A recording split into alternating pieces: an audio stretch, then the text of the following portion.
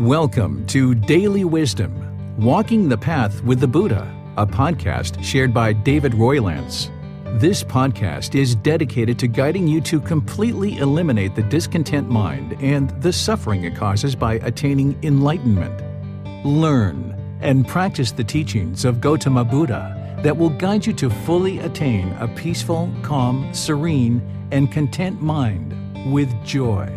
To support this podcast, visit patreon.com/support Buddha or visit buddhadailywisdom.com, where you will discover a full range of courses, retreats, and online learning resources to assist you on the path to enlightenment. Now, here's our teacher to share more.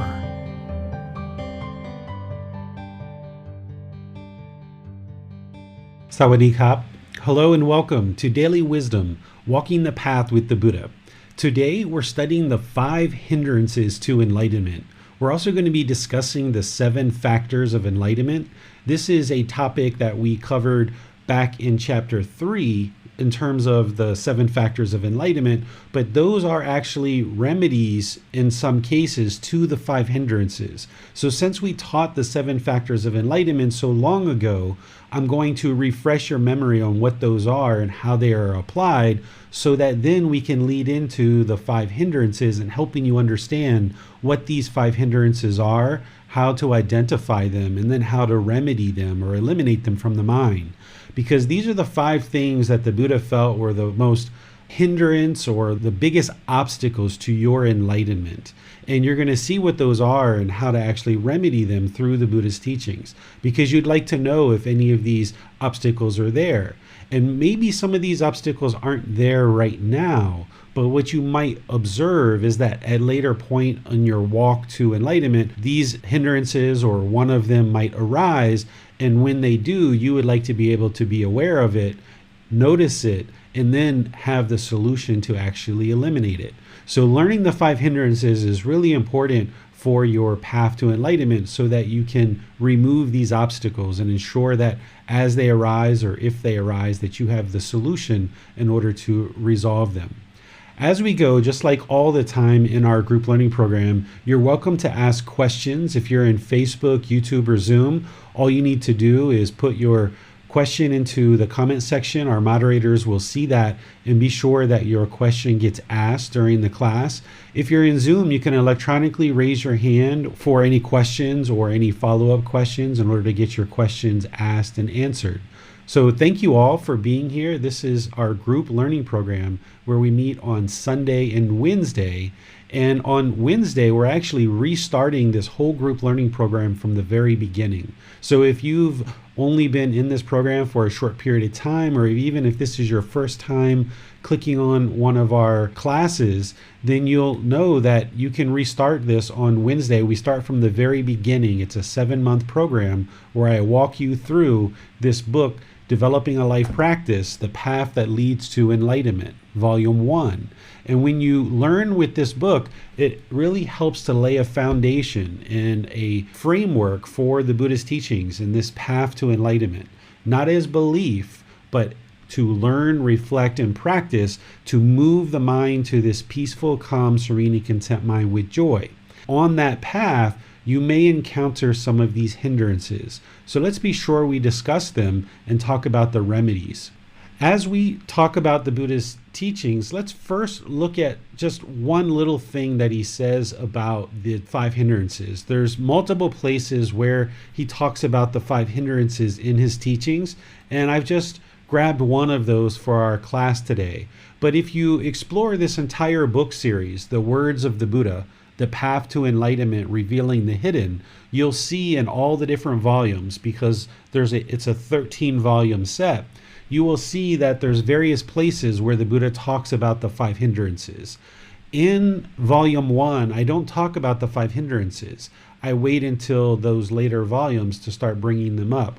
But here at the end of our group learning program, it's a really great way to kind of end our group learning program now that you've learned all the teachings, or not all, but a good amount of the teachings to build that foundation and that walk that path to enlightenment. Now that you've learned those things and are probably practicing some of those, well, here at the end, it's kind of good to see like what are some of the things that would hinder me in attaining enlightenment. So that's what we're going to be talking about today. So here's just some words from the Buddha so that you don't have to believe me that he even taught this, that you can see with your own eyes that it is part of his teachings, and you'll see other places besides this where he talks about it. Here he says, monks, there are these 5 hindrances. What 5? The hindrance of sensual desire, the hindrance of ill will, the hindrance of complacency, the hindrance of restlessness and worry, the hindrance of doubt. These are the 5 hindrances. This Noble Eightfold Path is to be developed for direct knowledge or experience of these 5 hindrances, for the full understanding of them, for their complete destruction, for their abandoning.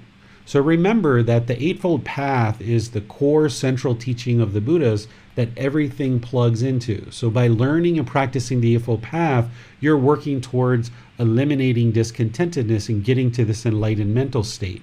And there's all these kind of extra teachings that kind of plug into it in one way or another. Well, the 5 hindrances also plug into the Eightfold Path, and the Buddha's pointing here and saying, hey, it's the Eightfold Path that's going to lead to the elimination of these 5 hindrances. But there's other parts of that Eightfold Path that are kind of laying on the outside, like the 7 Factors of Enlightenment, that don't have a particular step on the Eightfold Path, but it's kind of like an ancillary or accessory teaching that plugs into the Eightfold Path, but isn't part of it directly. So not only is the Eightfold Path a central and core teaching that you need to learn in order to get to enlightenment and thus remove these 5 hindrances, but there's other kind of associated teachings that you need to learn in order to eliminate these 5 hindrances. And the 7 Factors of Enlightenment is one of those. So what I would like to do is just kind of give you an overview of the 5 hindrances and kind of describing what they are, and then talk about the 7 Factors of Enlightenment before we move into the 5 hindrances. And then we're going to spend some extra time talking about right mindfulness, and specifically the 4 foundations of mindfulness, because that's really important in terms of being able to be aware and identify these 5 hindrances should they arise. The 5 hindrances have some similarities to the 10 fetters. If you're familiar with the 10 fetters, you might have heard some of those as I was going through describing what the 5 hindrances are, because sensual desire, ill will, restlessness, doubt, these are part of the 10 fetters as well. But one of the things that you will notice about the Buddha's teachings is he has this layering effect, where he'll kind of pull back different layers of his teachings and get deeper and deeper into them. But also the other thing he does is he has this way of kind of pointing from one teaching to another and kind of recasting that teaching in a unique way.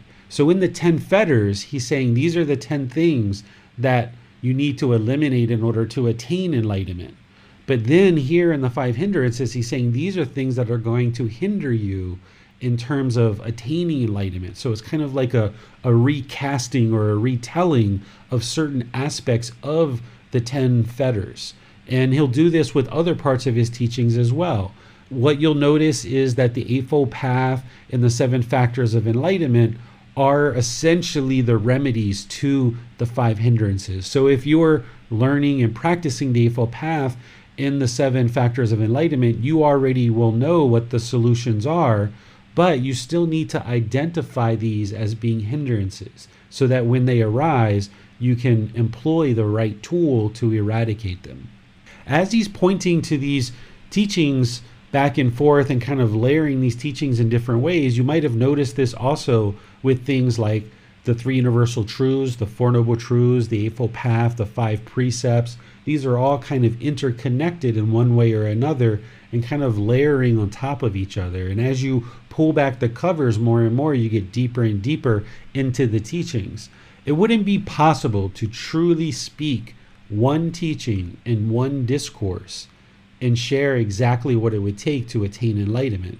So the Eightfold Path, this central core teaching, is essentially a framework. It's a structure. It's a foundation. And the Buddha is kind of giving this view of what the path to enlightenment looks like. And then through other associated teachings, he's plugging in more and more details into this Eightfold Path so that you can deepen your understanding of this overall framework or this overall structure. If there are struggles or impediments along the path to enlightenment, it can help to really look at the five hindrances individually and apply the individual solutions rather than maybe some other aspects of the teachings, because this can help to remove any kind of obstacles that you're experiencing along the way, because you will experience certain challenges and certain difficulties or obstacles, as the Buddha called them. Oftentimes when we think about the path to enlightenment, we think about it as this kind of linear thing that we should just always be moving up like this. But in reality, we kind of move up and then we kind of dip down, and then we move up and then we dip down and move up and dip down and move up. The progress is forward. We're making forward progress. But at certain times, you might feel like you took 10 steps forward and 20 steps back. But in reality, what's happening is you're probably making, 3, 4, 5, 10 steps forward and 1 or 2 back. And that's normal as you progress on the path. But once you get to that first stage of enlightenment, from there, the mind won't backslide. There still can be these five hindrances that arise in the first, second, or third stage of enlightenment. These hindrances can arise at any point as you're progressing along the path, and they can arise even in that first, second, or third stage of enlightenment. But once you get to the first stage of enlightenment, the mind has progressed so well and you've seen so much of the truth, you're not going to just give up, for example. But for somebody who is maybe shortly into their practice and maybe struggling, they may actually give up along the way if they feel that it gets too challenging or too difficult. They may not be interested in putting forth the work to truly progress on this path, and it just might not be the right time in their life, and that's okay, right? It might not be the right lifetime. It might not be this lifetime that they're going to be able to make the full journey to enlightenment, and that's okay. What you should be interested in is making sure that those things don't happen for you, that as you learn and progress on this path, that at any point you feeling like, gosh, this is just so difficult, this is a real struggle, maybe I should just give up. That's the time to reach out to your teacher, to other members of the community, and look for support and look for help along the way. That's what a community is for, and that's what your teacher's for. So be sure that as these hindrances arise, or any difficulties or struggles along the path arise, that you realize that you have support from a teacher and you have support from your community, to reach out to friends to help you along this path. Of course, you have to do the work, but there's times where you need somebody to give you a hand, help you get up off the ground and brush off some of the dust off of your pants leg. And then once they do, then you can continue to walk, right? So this is kind of normal in life. So don't hesitate to get help as you're walking along the path. Let's talk about the 7 factors of enlightenment. What's important to understand about the 7 factors of enlightenment is these aren't to determine if you are enlightened. An enlightened being will be practicing the 7 factors of enlightenment, but these aren't to determine, it's not the end all be all. If these 7 factors are met, then you are enlightened. That's not what this is at all. Rather, what this is these are another tool to help bring the mind into enlightenment. And as I said, this is one thing out of all the others that an enlightened being would be practicing, but it's important to understand each individual factor and how to use them and how to employ them. So we're going to talk about each one individually, and we'll talk about how to employ them, and then I'll open up for questions and see what questions you guys have related to these 7 factors of enlightenment, because it's really important that you learn these. The first one is mindfulness. The simple way to think about mindfulness is awareness of mind. Mindfulness shows up in multiple aspects of the Buddhist teachings. As you know from the Eightfold Path, this is one of the major steps. This is step 7 on the Eightfold Path. Mindfulness relates to awareness of mind in a general sense, but in reality, there's really 4 foundations of mindfulness. And we're going to be talking about that at the end of class. There's awareness of the bodily sensations. There's awareness of feelings that are in the mind. There's awareness of the condition of the mind, kind of over the last few hours or the last few days or the last few weeks. And then there's awareness of mental objects. These 5 hindrances are all mental objects. And there's other mental objects too, but you need to have awareness of the mental object. So if sensual desire is in the mind, that's a mental object and you need to have awareness of that. Or if ill will is in the mind, that's a mental object and you need to have awareness of that, because you can't eliminate something if you don't realize that it's actually there. So mindfulness is utterly important as part of this path to enlightenment, and that's why you see it show up at different points in the Buddhist teachings. And here in the 7 Factors of Enlightenment, the Buddha shares that mindfulness is always important. It's always important. It should be practiced all the time. In order to get to enlightenment, it's a purification of the mind. We're training the mind to be purified. Well, how could we ever purify the mind if we don't have awareness of it? We need to be aware of unwholesome qualities that are in the mind or that are arising in the mind, so we can cut those off and let them go. We need to be aware of the wholesome qualities that are in the mind, so we can support those, we can encourage them, we can help them grow. We need to be aware of wholesome qualities that aren't yet in the mind, so that we can bring them into the mind and grow them and encourage them to grow. So mindfulness or awareness of mind is utterly important at all times, and the Buddha shares that. But specifically, you'll need to develop those 4 foundations of mindfulness, and we'll talk about them in more detail at the end of today's class, or towards the end of today's class. The second factor of enlightenment in terms of the 7 factors of enlightenment, and remember this is just a tool to use, is investigation. What investigation is it's dedicated examination of the teachings. It's research, it's study, it's asking questions, it's digging into the teachings. It's not just believing the teachings, it's really rolling up the sleeves and digging into it. And you don't just, plow through the book. You don't just plow through a class. You don't just put things on autopilot. You really dive into the teachings in a real dedicated way to explore and study and research what is it that the Buddha was really teaching, so that you can learn deeply and you can reflect deeply. And then you can move that into practice to see the truth for yourself, that the Buddha was speaking the truth in order to acquire wisdom. So rather than just believe the universal truth of impermanence, for example, you investigate that teaching of the universal truth of impermanence, you learn it, then you start reflecting on it and thinking about it inwardly.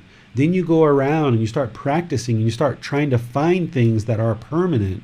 And if you can't find anything that's permanent, then you know that this universal truth of impermanence is wisdom. It's the truth. And then you can retain that and know that that indeed is the truth, and it's wisdom that you've now acquired. So you do this with each individual aspect of the Buddhist teachings. So in order to attain enlightenment, one would need to investigate the teachings and practice this enlightenment factor of investigation. Along with that, they would need to practice the enlightenment factor of energy. What this enlightenment factor is about is having effort, determination, ambition, initiative, motivation, kind of vigor and enthusiasm, a willingness to do something. If somebody was just kind of lackadaisical and just really kind of delayed their progress or delayed their investigation of the teachings, for example, and just really didn't feel like doing anything, then the mind is lacking this vigor, it's lacking this ambition, it's lacking this determination. And not just towards investigating the teachings, but things in your daily life. Because one of the things that you're going to notice is because your mind has been so motivated by craving, desire, attachment, and that's been the accelerating thing in your life that's pushed you and pushed you and pushed you and pushed you to do things. As you start decreasing craving, desire, attachment, the mind has a tendency to swing to the other side and become somewhat sluggish and complacent. And it's when you practice this enlightenment factor of energy that you can pick the boots up, you can put on the pants, and you can go out there and cut the grass if that's what you need to do, or take your kids to school, or do some other project, or show some kind of initiative that you need in order to continue to move your life forward. That you can't just sit around and enjoy this peaceful mind state and just completely be lackluster about everything that's going on in the world. You still, as an enlightened being, need to engage in the world by putting in effort and determination to improve your life and to practice all the other teachings. If you're somewhat of a selfish person, for example, and you know that you need to practice generosity, and you just keep pushing it off and pushing it off and pushing it off, then someone's not practicing the enlightenment factor of energy. Or say that you are aware that the mind has anger or frustration or hatred, and you know that the remedy is loving kindness and loving kindness meditation, but you just kind of lack the motivation to practice loving kindness meditation and then bring that into your daily life, and you just keep pushing it off and pushing it off. This would be the opposite of the enlightenment factor of energy. So in order to get to enlightenment, you need to have the enlightenment factor of energy where you're applying the effort and determination not only to investigate the teachings and practice the teachings, but also to do things in your home or do things with your friends or your family and apply the effort to bring the teachings into your life through personal and professional relationships and all the things that you're involved in. The enlightenment factor of joy. This is joy that springs up in the mind associated with no object. It's unconditioned gladness. The practitioner isn't attaining it through craving, desire, attachment. It's not one of those pleasant feelings. Pleasant feelings are experienced in the mind like happiness, excitement, elation, thrill, euphoria. This is based on craving, desire, attachment. If you're craving a new car and you get it, okay, the mind's happy. Or you're craving, desiring, attached to a new pair of shoes and you get it, okay, the mind's excited. Or you've been wanting your friend to come visit you at your home and you've been craving that and finally they come and now the mind is elated because this has happened. That's a conditioned pleasant feeling based on some condition, and it's an impermanent condition, so the mind can't retain it permanently. What we're talking about here with the enlightenment factor of joy is practicing that inner gladness, not based on any particular condition. Okay, if you get a car, that's fine. If you don't get a car, that's fine. If you get a new pair of shoes, that's fine. If you don't, that's fine. If your friend comes and visits you, that's fine. If they don't come and visit you, that's fine. You can maintain the joy regardless. It's unconditioned. This joy isn't based on any particular thing happening or any particular thing not happening. It's just always present and always there. And you're going to need to work on that in order to get that to occur. And the way that you get that is by stripping out all the craving, desire, attachment, where the mind is basing its inner feelings on impermanent conditions. When you strip all that craving, desire, attachment out, that's when the joy that is unconditioned comes through, and you feel this gladness that isn't based on any particular condition, because the mind is no longer chasing after the objects of its affection and longing for these pleasant feelings, but instead it can just reside in the middle, peaceful, calm, serene, and content with joy. These three enlightenment factors of investigation, of energy, and joy, the Buddha suggests that you practice these whenever the mind is sluggish or complacent. So if you're noticing that you tend to be somewhat dull or lethargic or feeling lazy, rather than feeling lazy and pushing off your studies to investigate the teachings, for example, the Buddha suggests just the opposite, that you have to pick yourself up, if there was a self, but you understand what I'm saying, is pick up the mind and start diving into the teachings and start investigating the teachings.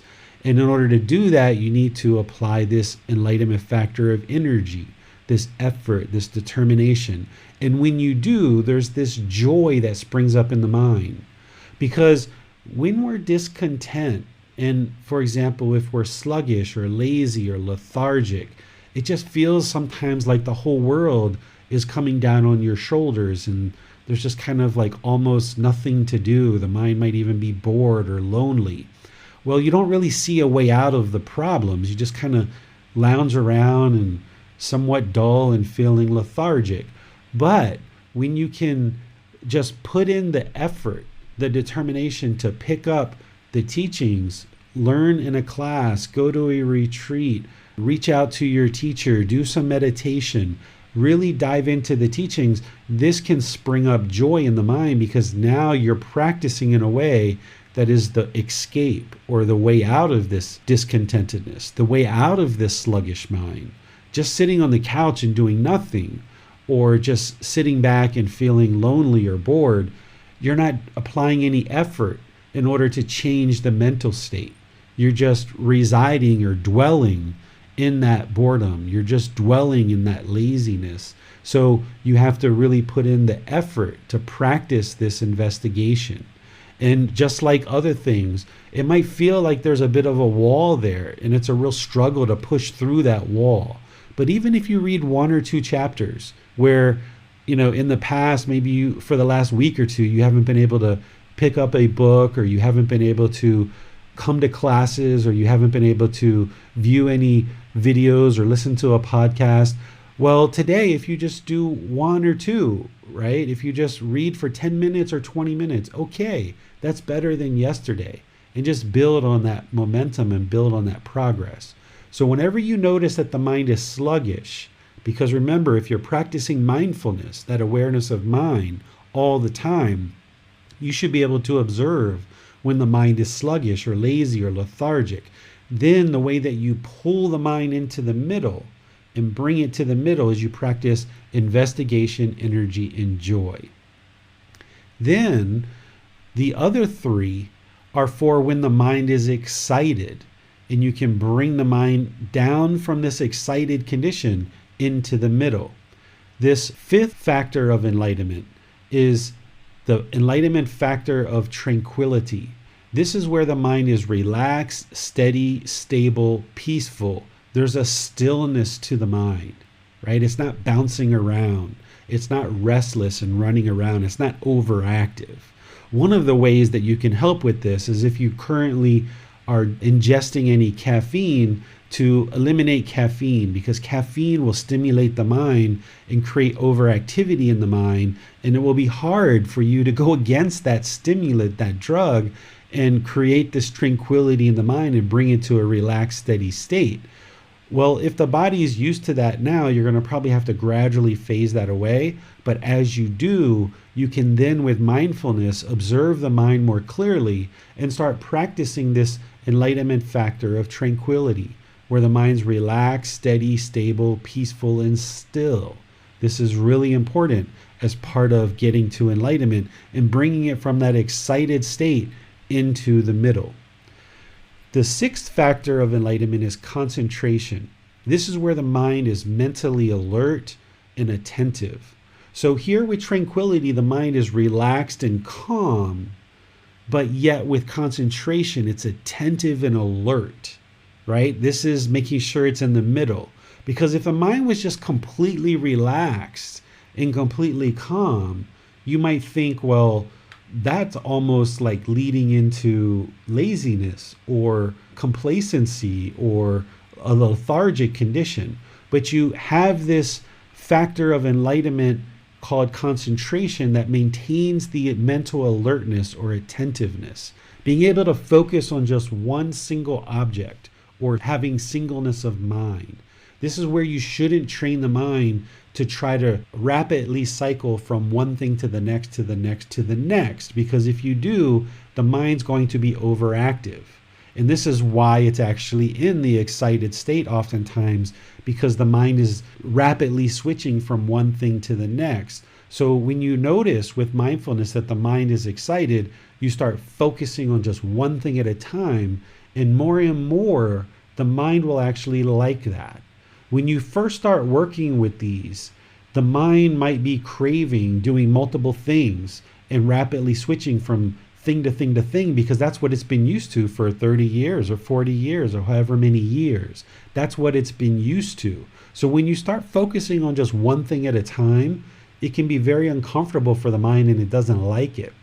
But that's exactly why you need to do it and train the mind to be content with just focusing on one thing at a time. And that's part of what you're doing in breathing mindfulness meditation. You're developing concentration, but you're also developing it through practicing singleness of mind, because you're just focusing on the breath. Whenever the mind wants to go somewhere else, you're cutting it off, you're letting it go and bringing the mind back to the breath. So if you can train the mind over multiple, countless meditation sessions to be peaceful, calm, serene, and content with joy by just focusing on the breath and meditation and just that one thing, well, now when you're in a conversation with somebody, wow, you can focus on just that conversation and only that conversation, because you've trained your mind in meditation to only focus on the breath. Or if you're at work and you're focusing on a certain task, or you're talking with your children or something like this, if you've trained your mind to just focus on the breath in meditation, practicing the singleness of mind, and then outside of meditation in daily life, you don't allow the mind to race from thing to thing to thing, then when you're engaged in conversations, for example, on a personal or professional level, you can give your full attention to this person. And then that's where your gamma, the results of your decisions, really build. Because there's one thing that you know is that when you're talking and somebody pays attention to you, you really like that, don't you? It really feels good that someone's not distracted looking at their phone or thinking about something else or asking you to repeat things over and over again. So when you focus with clarity of mind and singleness of mind, concentration on just one thing, and you're able to do that in personal and professional relationships, not only are you going to be comprehending what's being shared and be able to process that more readily with this optimized mind, but the person on the other side who's speaking to you is going to feel more connected to you, because they're going to feel like you're really truly listening to them. And this is going to help you build your relationships with people. So the enlightenment factor of concentration is part of the 7 factors of enlightenment. But just like mindfulness, it's also a major step on the Eightfold Path because it's so important. And this is the overlapping of some of the Buddhist teachings. This 7th factor of enlightenment is equanimity. And you might remember this from the Brahma Viharas. Again, this is the overlapping, the layering of the Buddhist teachings. This is also a factor of enlightenment and something to practice when the mind is overactive and excited. You can bring the mind to the middle by practicing equanimity. What equanimity is this mental calmness, this composure, this evenness of temper, especially in difficult situations. And then there's this other component to it, which is treating people impartially. That's more part of the Brahma Viharas than it is part of the 7 factors of enlightenment, because the 7 factors of enlightenment are meant to bring the mind to the middle.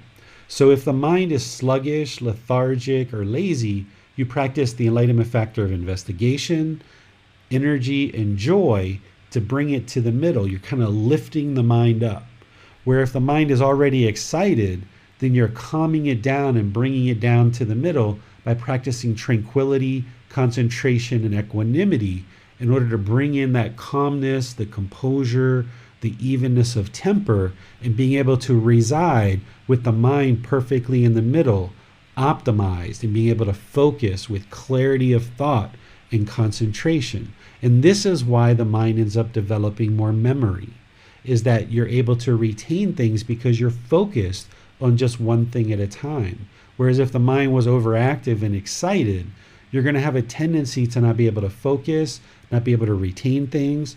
You're also going to have very quick, rapid bodily movements, which means you're probably going to injure yourself, like stumping your toe or falling off of a sidewalk and twisting your ankle.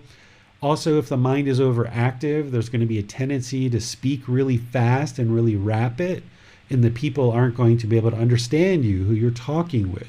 So one of the ways to show loving kindness and compassion is to make sure that your communication is such that the person who's listening to you can truly understand what you're saying. So by training your mind to come to the middle with these enlightenment factors, you're able to ensure that your interactions with all beings are such that you're not causing any harm. And now, just one by one, you can have very dedicated, precise conversations where you're accomplishing what you need without all this kind of erroneous noise and distraction that the mind will sometimes have when it becomes sluggish or when it becomes too excited. So this is how we use the enlightenment factors to bring the mind into the middle. And it's all based on this mindfulness, having awareness of the mind at any point where you notice the mind is sluggish or excited. You need to practice the appropriate factors of enlightenment to bring it to the middle so that you can find that middle and you can reside there. One of the ways that you'll know that the mind is in the middle is it'll be peaceful, it'll be calm, there's that serenity, there's that contentedness, there's that joy. It's almost like the mind takes a breath.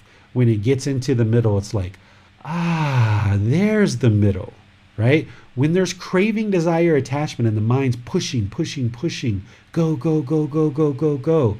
You feel all this stress and all this pressure, almost like just never enough is enough, right? It's just go, go, go, go, go, go, go. And eventually you end up getting a headache, you get fatigued, you get tired. It doesn't feel comfortable for the mind or the body. Same thing when the mind is lazy or lethargic.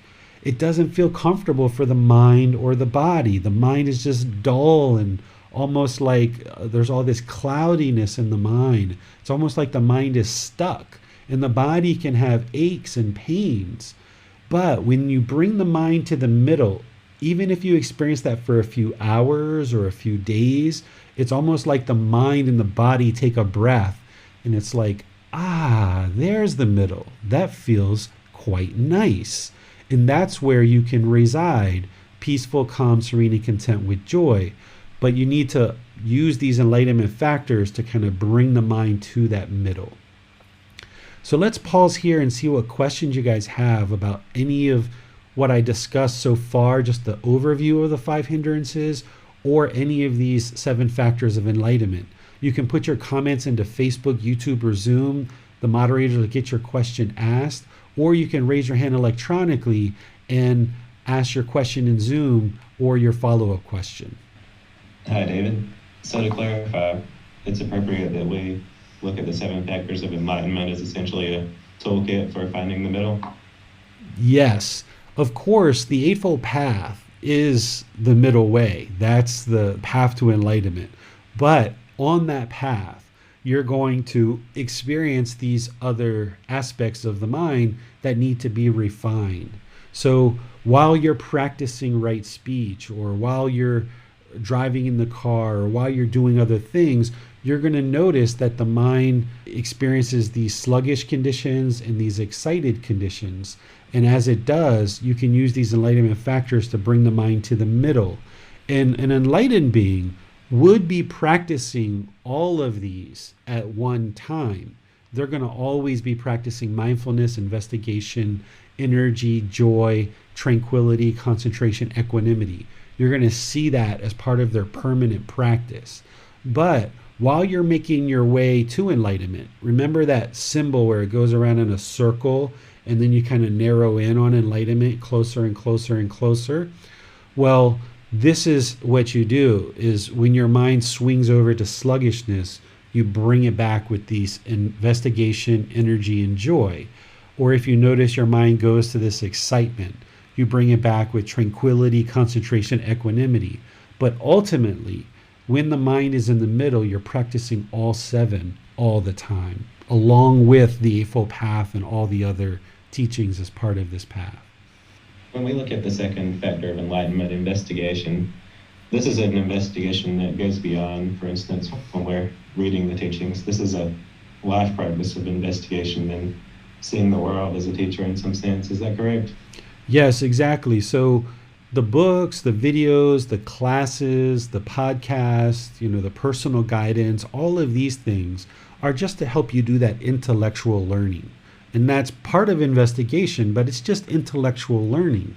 You haven't really accomplished a whole lot at that point. I mean, that's the first step. You need to take that step. And that's why you need a teacher in order to guide you and introduce you and share the teachings with you.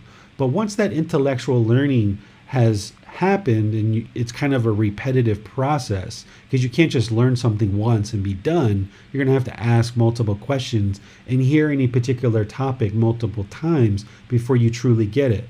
But then you have to move it into reflection, where you look inward and really investigate it, kind of looking inward and see, well, these 5 precepts, are they really beneficial for my life? Like, if I did those things, would it cause harm to other people or cause harm to me? Oh yeah, it sure would, wouldn't it? So you kind of look at those things really, really closely. But then as part of that investigation, you move those things like the 5 precepts and the Eightfold Path and everything else into practice. And as you do, and you start practicing these teachings, and you notice, wow, I stopped stealing from people. People enjoy being around me more. I have more friends. I stopped lying to people. Wow, people trust what I'm saying more. I have better personal relationships. Or I stopped taking substances that cause heedlessness. Wow, the mind's more clear. It's more focused. It's more concentrated. I don't wake up with headaches and feeling achy in my body or things like this. So part of that investigation is moving the teachings into practice. So it's that 3-pronged approach of intellectual learning, reflecting by looking inward, and then move it into practice. And that's where you truly discover the truth, is in your practice. The intellectual learning is exposing you to the teachings. The reflection is kind of pointing you in the right direction, and you're kind of getting a good hunch that these teachings might be true. But it's really when you practice them that you truly acquire the wisdom and see the truth, that they're working to improve the condition of the mind and the condition of your life. And when we look at the third factor, that being energy, something that came to mind was an issue that plagues a lot of us, that being procrastination. And that seems to go directly against the factor of energy. And I was wondering if you had any advice on dealing with this. Yeah, that's why that enlightenment factor of energy is there, because an enlightened being isn't going to be a procrastinator. They're not going to have this huge stack of undone things, right? Because their mind's going to be in the middle, in the present moment, and they're going to be handling things when they come up, right? As soon as something comes up, boom, they handle it. Now, sure, they might have to wait a couple of days to get some more information, or they might have to take their time in order to make a wise decision, but you're not going to find this backlog of undone things that are just kind of laying around, where they did things 25% of the way and then just walked away from it, or 50% of the way and they just walked away from it. They're going to have things really well tidied up in their life, so that by residing in the present moment, if something happens, they can address it right away, and it doesn't last for a really long time where it just delays, and more difficulties and complications happen because this particular issue or particular decision that needs to be made is just being dragged out for so long. So when it comes to things like procrastination, there's no magical bullet of something that you can do that just says, okay, press the shoulder here, and then boom, you're going to immediately not procrastinate anymore, right? At a certain point with these teachings, you just got to pull up the boots, you got to pull up the pants, and you just got to put your nose into the books or the classes or the whatever, and start investigating those teachings. And the Buddha talks about these enlightenment factors is one leading to the next, right? So that by investigating the teachings, then there's this energy that comes with it, because you need to really put forth this energy in order to investigate the teaching. So by pushing the nose into the books and pushing it into the online classes, and that might be a bit of a challenge for you to get through that procrastination and just get to the point where you're investigating the teachings.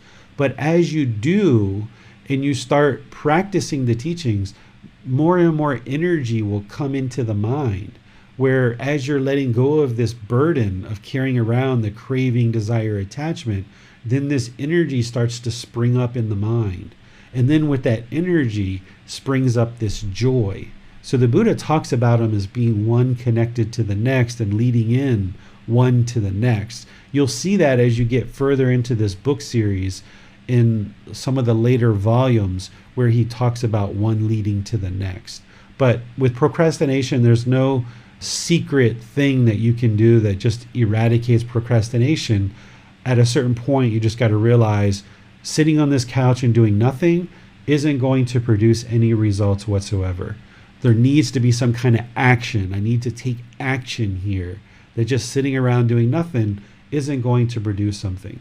But then also you have to realize that if the mind's overactive and really rapidly cycling from thing to thing, that's not healthy for the mind either. So you just take one thing at a time, at a time, at a time.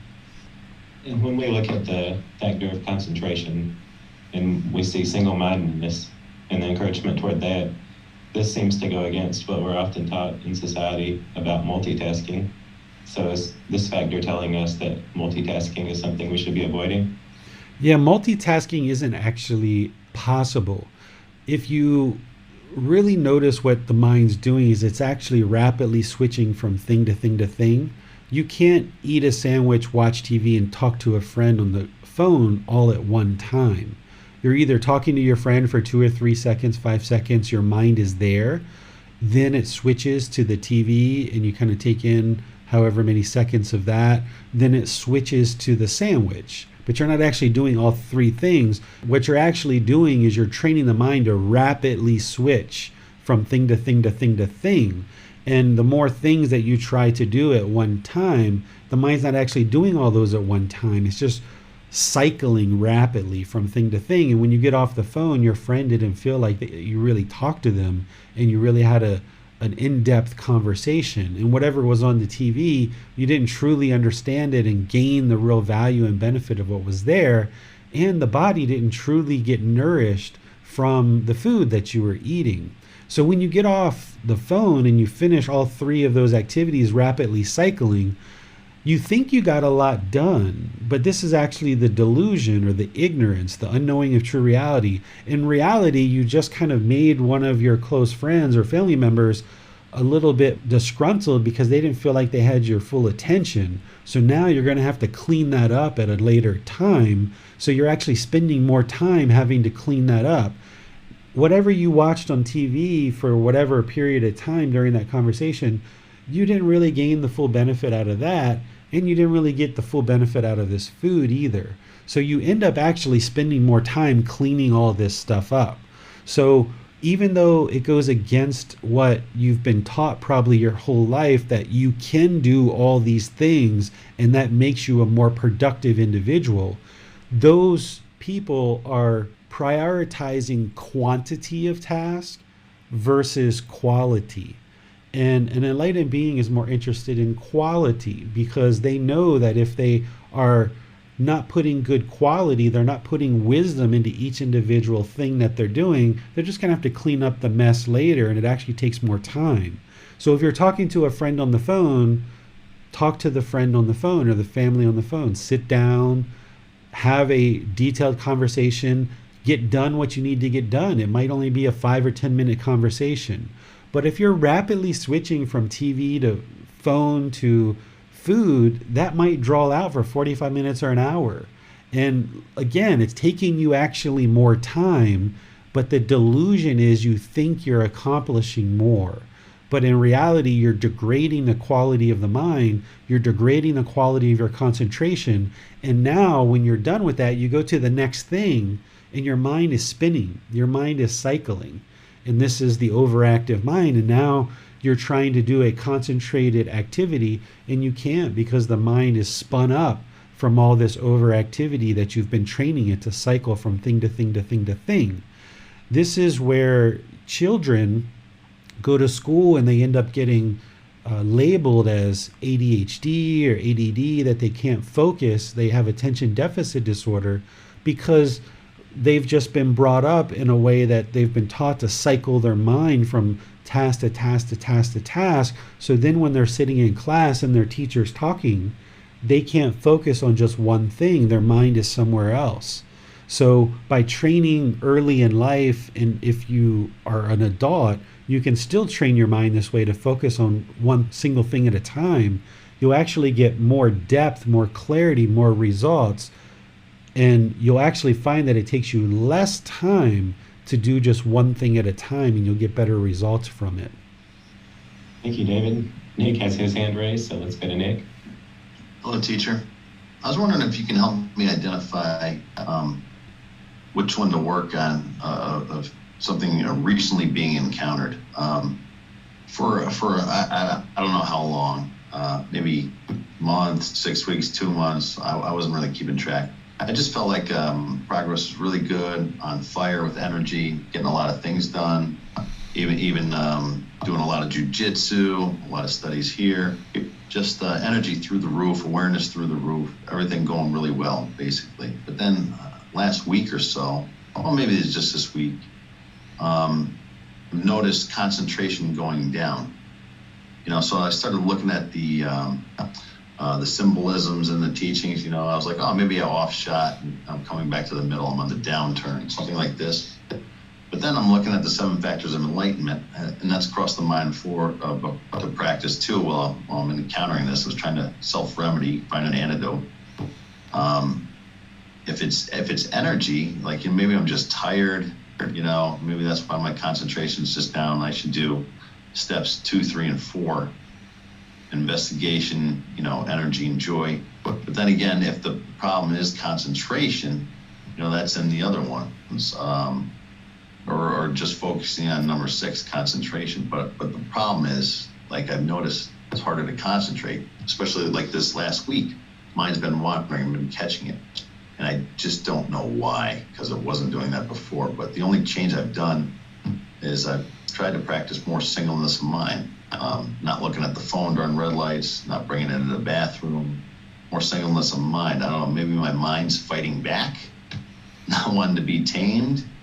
And when I'm just trying to do normal things like pay attention to something I'm watching or learning, or just trying to concentrate in meditation, my mind's starting to wander more than it was. It's like acting untamed. So I was just looking for advice on that. Yeah, you're seeing that clearly, Nick. When you start trying to strip away the craving, desire attachments, like not looking at the phone at the red light or not using the phone in the bathroom, some of those other things that you mentioned, the mind doesn't like that. It doesn't like that impermanence. Whenever it starts experiencing impermanence, then the untrained mind that isn't yet enlightened is going to experience discontentedness. It's going to feel a bit muddled. But that's just because the mind, like you said, it doesn't want to be tamed. It's revolting. It's still trying to pull in the direction of the objects of its affection. So you'll go through this period where it'll feel like things are kind of muddled, like you're maybe walking through the mud and you've got mud around your feet, and it feels like you're kind of walking through a mud bog, so to speak. But what you do is you just stay on top of your practice, the Eightfold Path, which includes your meditation, which includes these 7 factors of enlightenment, and you just keep working through it, and eventually the mind will move past that impermanence, it'll move past that muddleness, and it'll move more into the middle.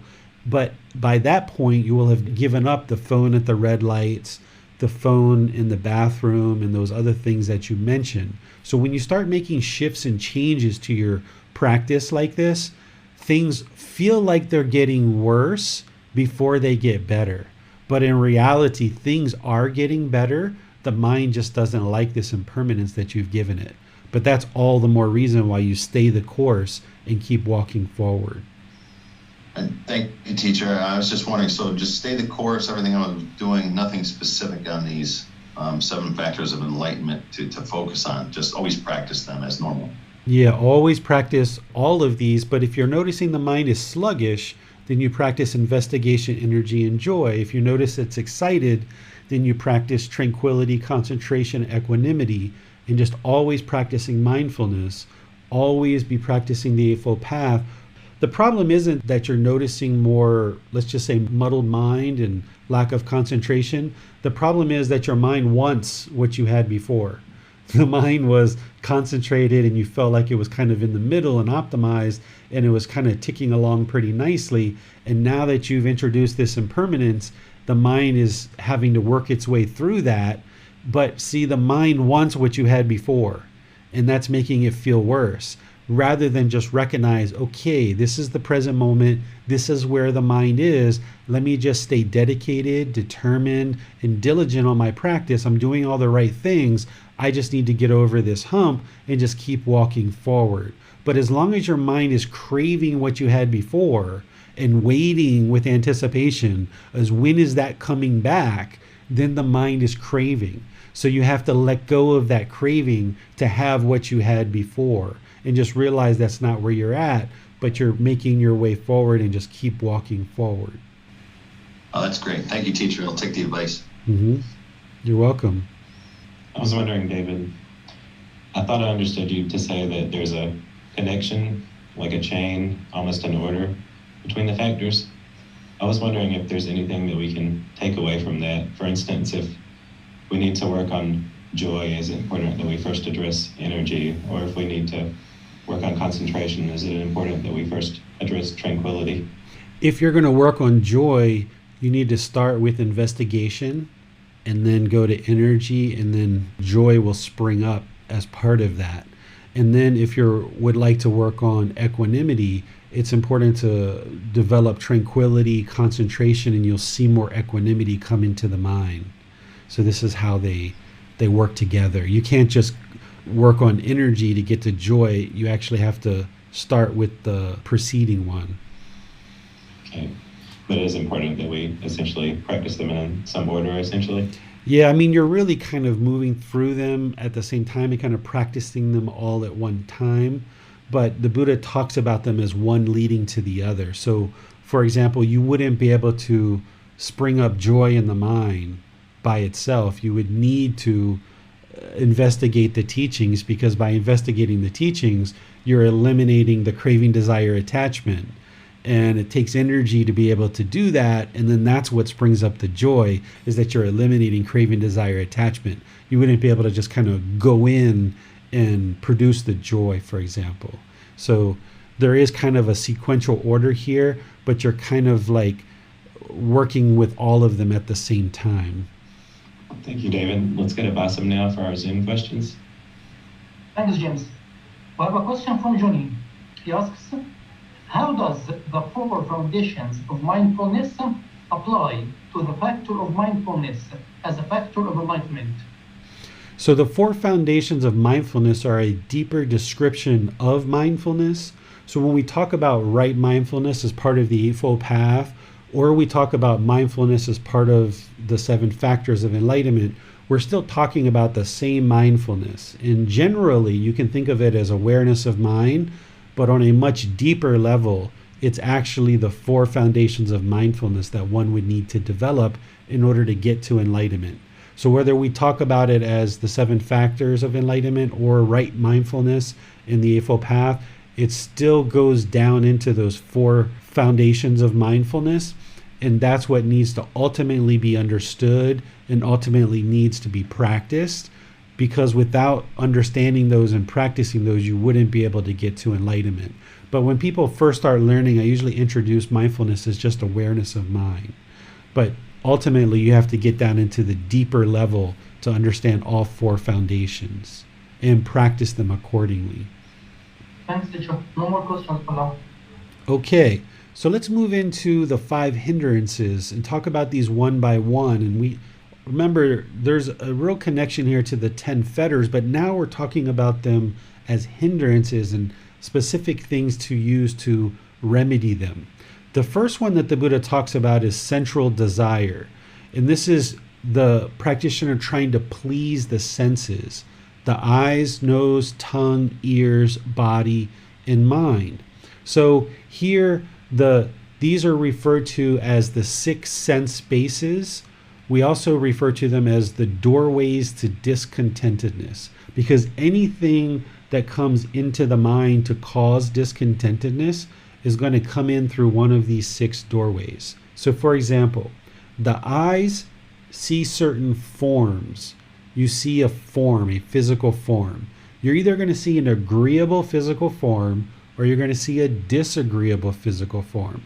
And if you see something agreeable, the mind's going to take that as pleasant feelings and get these pleasant feelings based on this agreeable thing. Or if the mind sees some form through the eyes that is disagreeable, then the mind's going to experience painful feelings. So let me just give some silly examples. Let's say you see a really nice shiny sports car and it drives by and the mind's like, oh wow, look at that red shiny sports car. I always wanted one of those. Oh my goodness, if I could just get one of those, everything would be perfect in my life, right? That's agreeable form. The physical form is the car. It's seeing it through the eyes. This is agreeable to the mind and it produces these pleasant feelings in the mind. But now let's say you see through the eyes a person who hits a child or abuses a child, and this is disagreeable to the mind. And now the mind gets angry or frustrated or irritated because of this, right? That's a physical form. That's a doorway to discontentedness. In both situations, the mind is discontent. One, with agreeable forms, it's pleasant feelings. With disagreeable forms, it's painful feelings. But nonetheless, that is a hindrance to enlightenment, because as long as the mind is looking at things as agreeable and disagreeable, and it allows the mind to be shaken up by these two things, then it's not going to be able to experience the middle where it's peaceful, calm, serene, and content with joy. So an enlightened mind might recognize the car and say, oh, that's a beautiful car. Or it might recognize that this person is doing something harmful to a child, but the mind's not going to be shaken up and experience discontentedness as a result of it. Now, what you choose to do in that situation is totally up to you. That's your free will choice. But doing whatever you do, whether it's help the child or take some other action, you do it with a calm, unaffected mind. Whereas if the mind is shaken up with anger, you're going to make unwise decisions that lead to unwholesome results. So that's why the Buddhist teachings are to bring the mind to the middle, so the mind's not shaken up. And with that stableness, that steadiness, you can then continue to make wise, wholesome decisions, being unaffected by these agreeable or disagreeable forms, for example. Likewise, the ears, they hear certain agreeable sounds or disagreeable sounds, and it's going to experience discontentedness as a result, or certain odors in the nose, or certain flavors of the tongue, or certain physical objects that come in contact with the body, or certain mental objects that the mind recognizes. In all 6 cases of these 6 sense bases, there's going to be agreeable things, there's going to be disagreeable things. And as long as you allow the mind to crave pleasure through these senses, then you're chasing after the pleasant feelings, therefore you're welcoming in the painful feelings that are going to come at some point. So this would be a hindrance to your enlightenment because the mind is shaken up by these impermanent conditions around. The way to remedy this is through the elimination of craving, desire, attachment, specifically using breathing mindfulness meditation and practicing generosity. These are the 2 generalized trainings that you need to be practicing on an ongoing basis in order to train the mind to let go. Because that's the whole problem, is the mind is longing with a strong eagerness through these 6 sense bases. And what breathing mindfulness meditation and generosity are doing is training the mind to let go and reside in the middle. And then you need to also practice what we call guarding the doorways to discontentedness. If you're aware that there's certain agreeable and disagreeable forms or sounds or odors or flavors or physical objects or mental objects that affect the mind, you need to guard the doorways. Don't extend the senses out into the world where you're allowing the mind to be triggered by these things. So you need to be able to guard and kind of retract and restrain the mind by pulling it back. We call this guarding the doorways to discontentedness. The second hindrance is called ill will. This is anger, hatred, hostility, aggression, resentment, frustration, irritation, annoyance, and all these other versions where the mind has this anger, this hostility. I talk about it when we discuss the animal consciousness, where the mind's aggressive and I don't like what you just did, and it becomes angered. Well, this is going to affect your enlightenment, because as long as you're treating people that way, then people are going to treat you that way as well. And you're putting this harm into the world, so therefore harm is going to come back to you. You need to eliminate this in the mind.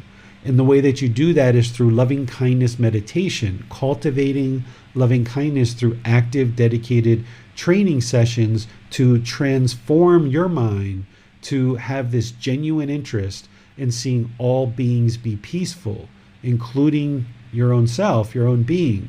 You're not trying to change other people through your meditation. You're trying to transform your mind and eradicate all of these feelings of anger, hatred, hostility, aggression, resentment, frustration, irritation, and annoyance.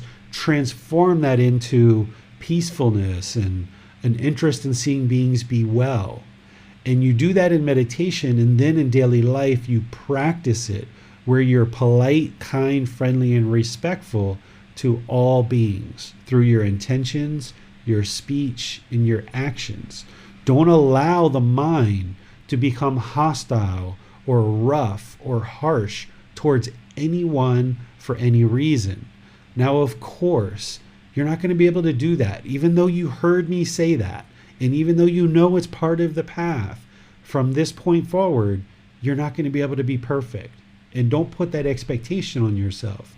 But where you notice with mindfulness that the mind is angered or has aggression or is frustrated or irritated, you cut that off and let it go. And you work on being polite, kind, friendly, and respectful.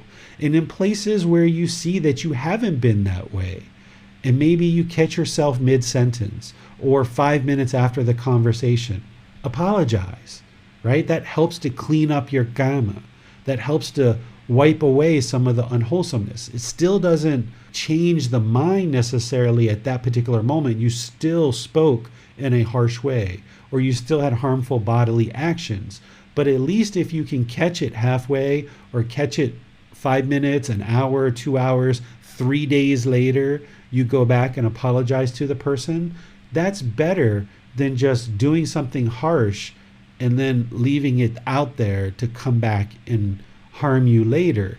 So where you observe that the mind has ill will or any of those lesser versions, you want to actively work to cut that off and let it go. And where it came into your speech and your actions, don't hesitate to apologize. Even if the other person was yelling and hollering at you and you yelled and hollered back, be a bigger person, be a better person. Don't think that they deserved what you did to them or that you spoke. What you're doing is you're focusing on your practice. Even if you restrain the mind for 15, 20 minutes and someone was yelling and hollering at you, and then the last 2 minutes you yelled at them, you fix that last 2 minutes, because that's your part of the puzzle here. Even if you have just 1% of the issue, they're 99% wrong perhaps in your mind, and you've only got 1%. Work on your 1%. So the way that you do that is practice loving kindness meditation, practice being polite, kind, friendly, and respectful in daily life. And wherever you make mistakes and you aren't on your practice, cut it off, let it go. And if you need to apologize, apologize. The third one is complacency. This is oftentimes discussed in some of the traditional texts and some of the traditional translations as sloth and torpor. This is a really old way of referring to this particular hindrance. So if you see that in some of the older translations, just know that I use this word complacency because it's a better description, I feel, using the words that we use today, because most people have never seen the word or phrase sloth and torpor before. What complacency is this dullness, this lethargy, this lack of motivation, where the mind just doesn't want to do anything. You don't want to go outside, you don't want to go to work, you don't want to have conversations, you're not interested in maybe even taking a shower or brushing your teeth, right? This is where the mind can oftentimes feel very depressed based on all the stress and anxiety that's bombarding the mind. So where you observe that complacency, you can practice those enlightenment factors of investigation, energy, and joy. Because this complacency that we're talking about here is that sluggishness of mind.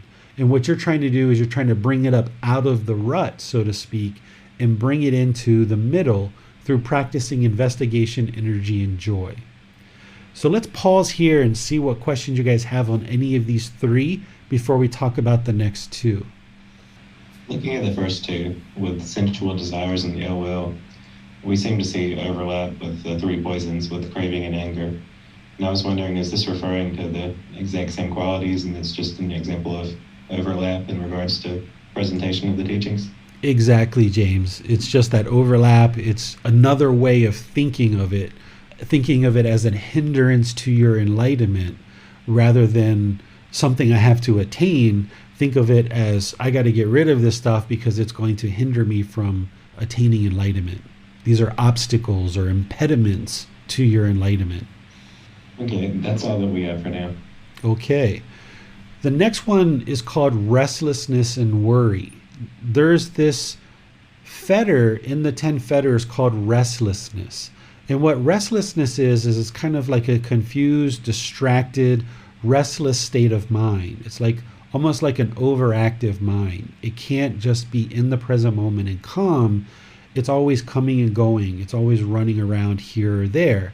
You'll observe that in the mind, but you might also observe this in your bodily movements as well. If the mind is overactive, you'll tend to end up tapping the table. You might bob your knee, where you're bobbing your knee at a particular thing. There might be certain things that you observe about the physical body that's overactive because the mind is overactive. So if you see this overactiveness or this restlessness, that's a hindrance. You need to get rid of it as part of the 10 fetters, but also as this obstacle to enlightenment. Because what that overactive mind is going to do is it's going to end up creating confusion and distraction in this restless state of mind where you can't just reside in the present moment and be peaceful, calm, serene, and content, right? The mind's not content. So the body starts almost shaking in certain places, either tapping a finger, bobbing the knee, or any other number of kind of repetitive movements in the body. But when we talk about the hindrance, we go beyond what's in the 10 fetters and we talk about this aspect of worry. One of the aspects that will hinder you in attaining enlightenment is that you will worry about your own unskillful conduct. Once you start learning these teachings and you start learning about how killing and stealing and sexual misconduct and lying and substances that cause heedlessness have these unfortunate results in terms of the quality and state of your mind and the quality and state of your life, and also rebirth into various realms, lower realms specifically. The mind might actually develop this worry where you hear your teacher or you read a book, you learn a certain aspect of the teachings, and you're putting this expectation on yourself to be perfect right away. And then you observe that you're not perfect right away and you're making these mistakes. Or I don't even think of them as mistakes. I just think of it as the mind's not yet trained to practice these teachings fully because you just learned them. And if you've just been studying for the last 7 months in this program, you've literally just learned these teachings, and it would be impossible for you to move all of them into practice at the snap of a finger. That's utterly impossible. So when you have a certain fault, or you backslide, or you observe that, yeah, I didn't use right speech with my child, or I didn't have right action with my friends or my wife or my husband or my life partner, when you notice that you haven't been skillful in your conduct, if you allow that to create worry in the mind, that's going to hinder you from progress. What you need to do is, instead of putting the expectation on yourself that you should be perfect just because you heard in class or you read in a book that this is the path to enlightenment and this is how you attain enlightenment, rather than having that expectation that you should be perfect today, realize that it's a gradual progression. And realize that if you're observing that your speech is harsh, but you're just not able to practice speaking gently, rather than worry about that, actually be pleased with that. Because before you learned these teachings, you might have been just walking around haphazardly speaking harsh with everybody. And that was causing you untold amounts of problems in your life, because you're walking around just speaking harshly, unrestrained, lacking mental discipline, causing all kinds of harm in the world. Therefore, harm was coming back to you. So now that you've learned these teachings, and you know that speaking gently, for example, is part of these teachings, rather than being worried when you notice that you're not speaking gently here and there, instead be pleased that, wow, at least I'm observing it. At least I have the wisdom now to know that this isn't helpful for my life practice. I have awareness of mind. I've spotted it. I've observed it. I don't like it. I see how it's affecting my relationships, and I'm interested in cleaning this up. Let me apply effort and energy to clean this up. So that's the way to remain positive, that you can work towards improvement rather than allowing this worry or this anxiety to set into the mind that you maybe are working on not hitting your children, but you hit your child, or you're working on speaking gently to your life partner, but you spoke harsh here and there. Rather than worry about what that outcome might be, look at, okay, 20 minutes ago, I spoke harsh with my life partner. I didn't like it. I was wrong. I realized I was wrong. Let me figure out how to clean this up. Let me work on this. Okay, my mind's calm. I'm thinking clearly. Let me go back and apologize to them and let them know that I'm sorry for this, right? That's a way to clean it up, and rather than sit there in the worry and have anxiety about it. So if you have that worry, it's not necessarily a bad thing. It shows that you have this moral concern that the Buddha talked about. The Buddha talked about seeing danger in the slightest faults, right? That's a good quality to have, having this moral concern that, yeah, morally here, I yelled at my partner, I yelled at my children. Morally, I'm concerned that this isn't going to be helpful for my life practice or for my relationships around me. Okay, that's a good quality. But when you allow the worry or the anxiety to come into the mind, then you're kind of stuck. You're almost frozen. I don't know what to do because I'm so worried.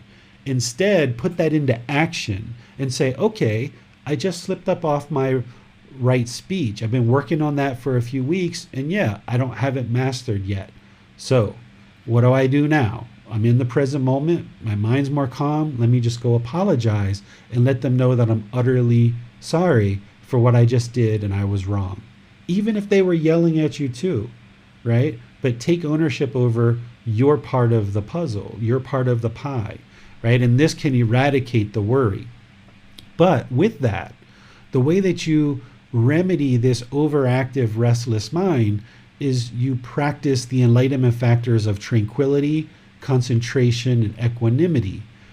Along with that concentration, like we talked about, is that singleness of mind, that right concentration. That's how you bring the mind into being able to focus on just one thing at a time and not get spun up into this restlessness and into this worry. The last hindrance that the Buddha talks about, which is also part of the 10 fetters, is doubt.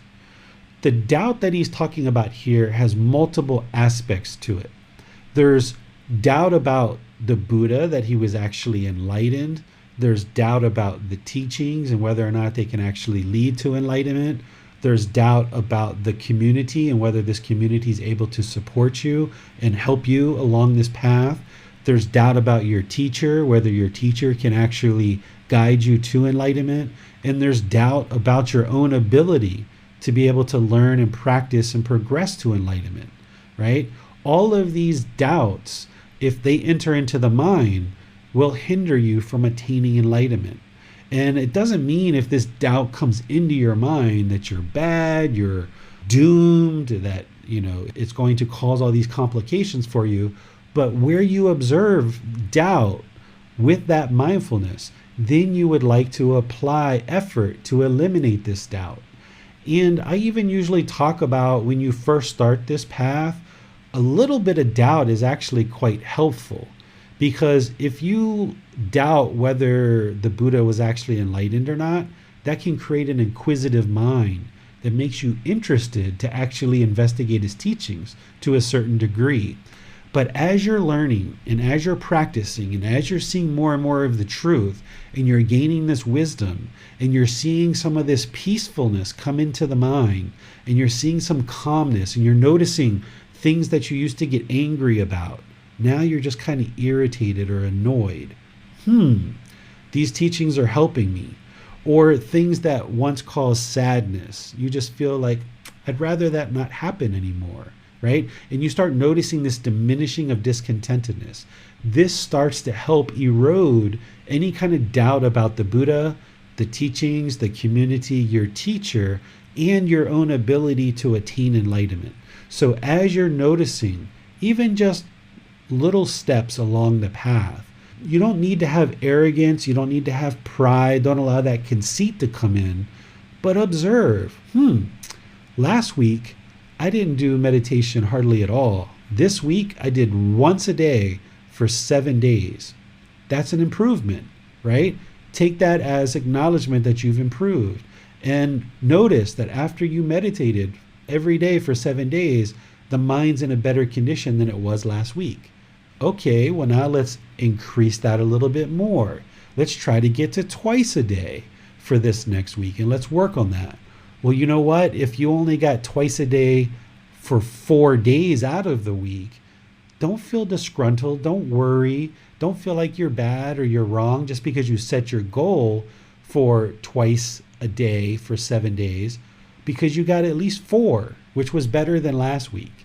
So you need to have that inner discipline, that inner motivation, that you don't get down on yourself just because you didn't maybe reach a certain expectation. Set a goal, set an objective, and then walk towards it. And then as you're walking towards these goals, know that you're not always going to hit the goal every time, but then just refocus and inject some motivation into your practice, that as you progress along this path, you start eroding this doubt that you have about the teachings, because you're noticing that the condition of the mind is gradually improving. The way to eliminate doubt truly is to practice the enlightenment factor of investigation. As you're practicing the enlightenment factor of investigation and digging into the teachings more and more, then you have more intellectual understanding of the teachings, you're reflecting more, you're practicing more, and you're seeing the results more. One of the best things to erode doubt is to get to results. But you can't get to the results if you don't investigate the teachings. So by you coming to class, by you reading books, watching videos, podcasts, reaching out for personal guidance, by you reflecting, by you meditating, by you moving right speech into your practice, moving right livelihood into your practice, moving right effort, right mindfulness, right concentration deeper and deeper into your practice, and refining it more and more and more, dialing it in closer and closer, refining it, getting more and more precision with it, it's going to produce more and more results. That's the best thing to eradicate any kind of doubt, because you're going to see the improvement in the condition of the mind and the condition of your life. Because this wisdom that you're gaining through investigating the teachings is going to lead to results. With these 5 hindrances discussed and talked about, there's really kind of one hindrance, which is the biggest hindrance of all of them. If you were going to boil down the hindrances to just one hindrance, it doesn't show up as part of the 5 hindrances because it's such a big hindrance that it's just everywhere in the Buddhist teachings. So when we talk about the 5 hindrances, we don't necessarily talk about this particular hindrance. But you need to understand that this is like the hindrance of all hindrances. And that is ignorance or unknowing of true reality. That's the biggest hindrance of all hindrances. Because how could you ever attain enlightenment and eliminate discontentedness if you didn't learn the teachings and gain the wisdom that it's craving, desire, attachment that's causing discontentedness? As long as the mind is ignorant to that, as long as the mind is unknowing of true reality and practicing wrong view, thinking that other people and other situations is what's causing your discontentedness, as long as the mind is ignorant about that, it's never going to attain enlightenment. As long as the mind is unknowing of true reality of the 5 precepts and it keeps killing, stealing, sexual misconduct, lying, substances that cause heedlessness, how could it ever attain enlightenment if it continues to do those things? If the mind doesn't understand things like right intention and right speech, right action, and all the other aspects of the Eightfold Path to include meditation, if it's ignorant of that, if it's unknowing of true reality, and it doesn't even know what meditation is, or how to practice it, or the fact that you need a teacher to help you on this path, how could it ever even make any steps or strides towards enlightenment? So that's the hindrance of all hindrances. And through learning, reflecting, and practicing the teachings to acquire wisdom, that wisdom is the antidote to ignorance. And that's what unravels all of this. So learning these 5 hindrances and the 7 factors of enlightenment and all these other things that you're learning in these programs, you're unraveling that ignorance or unknowing of true reality by gaining wisdom. But you have to move that stuff into practice to see the truth for yourself. And as you do, then you can also look at these other hindrances in more detail and apply the very specific remedies that you need along the way. Any questions on any of these? So in some sense, the whole path is the antidote to ignorance, essentially. Exactly. That's the number one problem, and the number one solution is learning and practicing the entire path. And in volume 1, I boil it down to about 6 or 8 kind of core teachings that I suggest anybody who's just starting out on this path focus on. And particularly people who are in this program, that you've been in this program for 7 months so far. There's a lot that we've covered in this program. There's a lot that we've covered. And there's a lot that you still can learn by repeating this program. But if you were going to boil all of this down and be like, David, give me just 6 things or 8 things to really focus on in the coming months, what would that be? Well, it would be the 3 universal truths, the 4 noble truths, the Eightfold Path, the 5 precepts, the Brahma Viharas, the 7 factors of enlightenment, and practicing meditation extensively, really refining your meditation.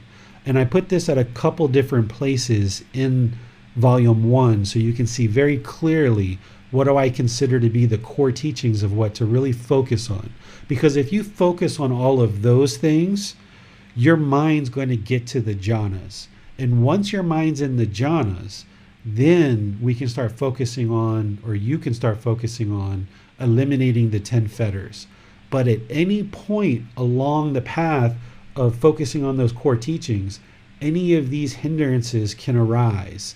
And if you understand the remedies to them, then you can work to resolve them. Because the goal early in practice is to put together those core teachings that I just talked about, because that's what's going to get you to the jhanas. And once you're there, that means you're putting these teachings together pretty well. Things are matching up pretty well. And now it's time to start focusing on eradicating those 10 fetters to get you into the first, second, third, and fourth stage of enlightenment. Let's go to Miranda now. Hi. I guess it's more of a question about the 7 Factors of Enlightenment. Is it normal, I guess, for a mind that's resided in, like this mind, this personality? I know that I really need to work on the tranquility, concentration, and equanimity, because very overactive mind, personality is very bubbly and excited all the time. So I find that it's more of a challenge to work on those than it is to work on investigation, energy, because the energy is already there, and joy. Do you find that that's normal? People kind of reside before entering into the path on one side of that or the other, and that's the challenge there is to bring that one side towards the middle. Everybody's different, right? And the mind can swing at different times. You can notice that the mind is sluggish or lethargic or complacent, and you start practicing investigation, energy, and joy, and you do that for a while, and then boom, the mind swings over to being overactive, and now you have to bring that down. And that's where sometimes you might have to back off of the investigation of the teachings a little bit and maybe not read the teachings for 3 or 4 or 5 days to kind of bring the mind down to come to the middle. So if you understand what's springing the mind up and what's bringing the mind down from the excited state, you can almost dial these in and kind of tweak them as you need. But everybody's going to be experiencing different things, and the mind's going to be swinging at different times. But that's where the mindfulness is. That's where that comes in. If you're practicing mindfulness all the time, like the Buddha teaches, then you can be very attentive to where the mind is at any given time, and then apply the certain solution that you need to remedy it. Okay. And then also, sir, you had spoken before about personality. Even when a person is enlightened, when they're an enlightened being, they still have a personality. So what does that mean for someone who is just by personality an excited, bubbly, kind of bouncy personality? Does that calm down a bit, or does it stay the same, or does that change? Do you think a bubbly personality is permanent? No, sir. Right, so No. someone will still be positive, someone will still be upbeat. An enlightened being is going to be positive and upbeat. They're not going to be like down in the dumps or like this, but they're also not going to be bouncing off the walls either, right? So their mind's going to be restrained, it's going to be in the middle. So an enlightened being is going to be positive, going to be cheerful, going to be upbeat. They're not going to have that uncontrolled excitement. So if that's what you're experiencing at certain times, then you're going to be able to restrain that and be able to control it rather than allowing it to just explode almost like a firework in certain situations. Okay, that's understood. Thank you. You're welcome. When we looked at number 4 and 5, worry and doubt, you mentioned that we shouldn't feel bad about where we are. Is it important to avoid feeling guilt on this path, or to attempt to move away from it? Yeah, the guilt is another part of discontentedness, and it's related to the example that you gave. If you're craving perfection, that I should be able to read a book, or I should be able to listen to my teacher and then go out and be perfect. If you're craving that, then yeah, there can be some guilt that comes in when you do things that you feel like you should have been perfect on. So rather than allow the mind to slip into that guilt, even though it probably will at certain times, observe that that's coming from your own craving, desire, attachment. Train the mind to cut that off and let it go based on whatever the craving, desire, attachment is. And experiencing guilt and worry, all of these things that you're experiencing is completely normal in terms of an unenlightened, untrained mind. So if you experience guilt, you're not wrong, you're not bad, you didn't do anything wrong. It's just what the unenlightened mind does. So just observe it that way and then just look for the remedy and know that that guilt is impermanent. So just look for the remedy rather than feeling like you're wrong or you're bad, you're not perfect, I'm not good at this path, I'm never going to get enlightened, I feel guilty, so I'm going to give up. This is that one comment that I made, James, that you asked me about a month or two ago, where I mentioned how the feelings that brought you to this path can sometimes be the same feelings that will make somebody quit the path. That it's guilt and discontentedness and shame and fears and all these things that maybe motivated somebody to start walking the path. And then as you're walking the path and you experience that guilt and shame or whatever, you might also feel like, oh, I'm no good at meditation, I'm just going to stop, my mind is too busy, I can't do meditation. Well, no, that's the exact reason why you should be doing meditation, right? But this is a common thing that some people will share, that they feel like, oh, I'm no good at this, therefore I should give up. Well, the reason why you should be doing the path to enlightenment is because your mind is no good at this. But don't think of it as being no good at this. Think of it as just, yeah, your mind's unenlightened, so you're going to be experiencing all these things that the Buddha talked about. You're going to be experiencing stress, anxiety, guilt, shame, fear, frustration, anger. The thing is that we're kind of taught growing up, if you've been brought up in a Christian background, and a lot of people who study with me have been brought up in Christian teachings. Jesus didn't necessarily teach this, but it's being taught today that, okay, you should learn the teachings, believe them, and instantly be perfect. And what you're taught is Jesus was perfect, so therefore you should be perfect exactly like Jesus. And if you don't live your entire life perfectly, then you're going to be doomed to hell, right? And it's like, whoa, that was like a ton of bricks that just came at me. Like, how am I supposed to do all this stuff perfectly from the very beginning? Like, isn't there any kind of like warm-up period or any training period? Like, how do I, what? Perfect from the beginning? Are you serious? So if your mind has been conditioned to think that you're supposed to learn something and then you're immediately supposed to be perfect, well, that's where the guilt, shame, and worry and anxiety and things like this actually comes into the mind. But you've got to put all that to the side and realize that wherever you learned that stuff, that's not what Jesus taught. It's not what the Buddha taught either. And it's not what I'm teaching. Instead, you got to look at this as a life practice that you're gradually learning, you're gradually training, you're gradually practicing, and you're gradually going to experience progress. And that means that your progress isn't going to be completely on an upward trajectory, that you're going to have times where you get angry. You're going to have times where you feel guilty. You're going to have times where you use harsh speech. But the difference between before the path and now that you're on the path, when you're on the path, you have mindfulness and you're aware because you've got wisdom. This harsh speech isn't leading anywhere good and wholesome. I need to fix it. Where in the past, you were just going around speaking harshly to everybody, just knocking down trees and burning up the forest. Now you're like, oh man, I just knocked down a tree.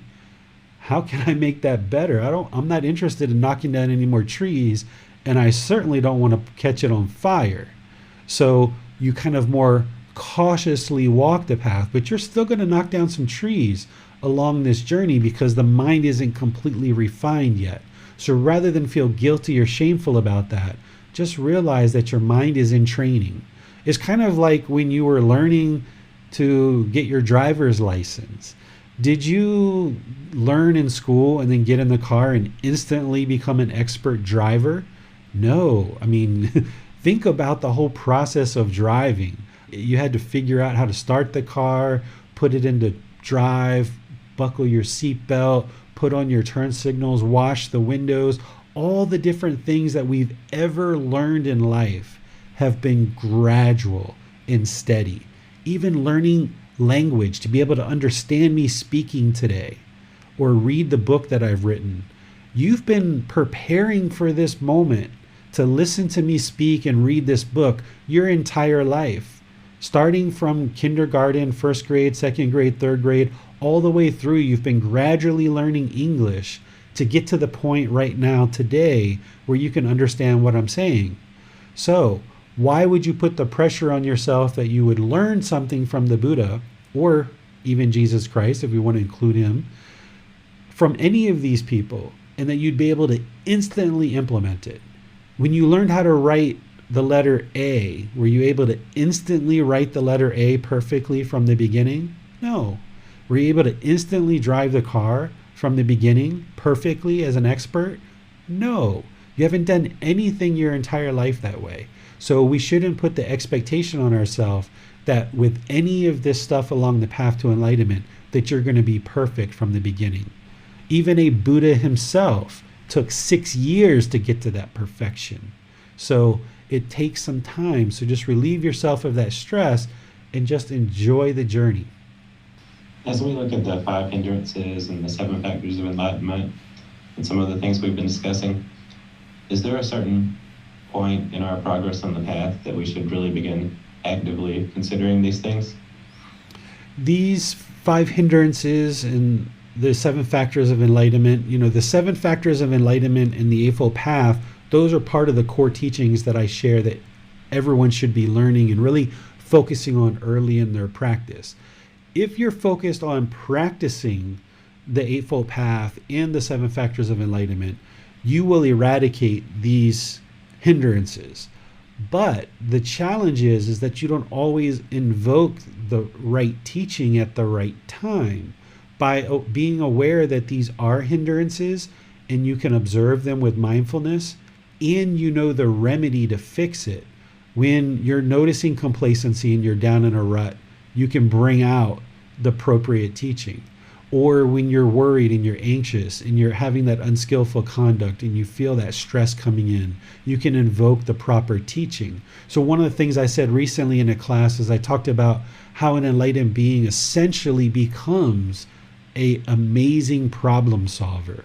Essentially what the Buddha is giving you is this toolbox or this tool belt of how to solve all these problems that the mind encounters.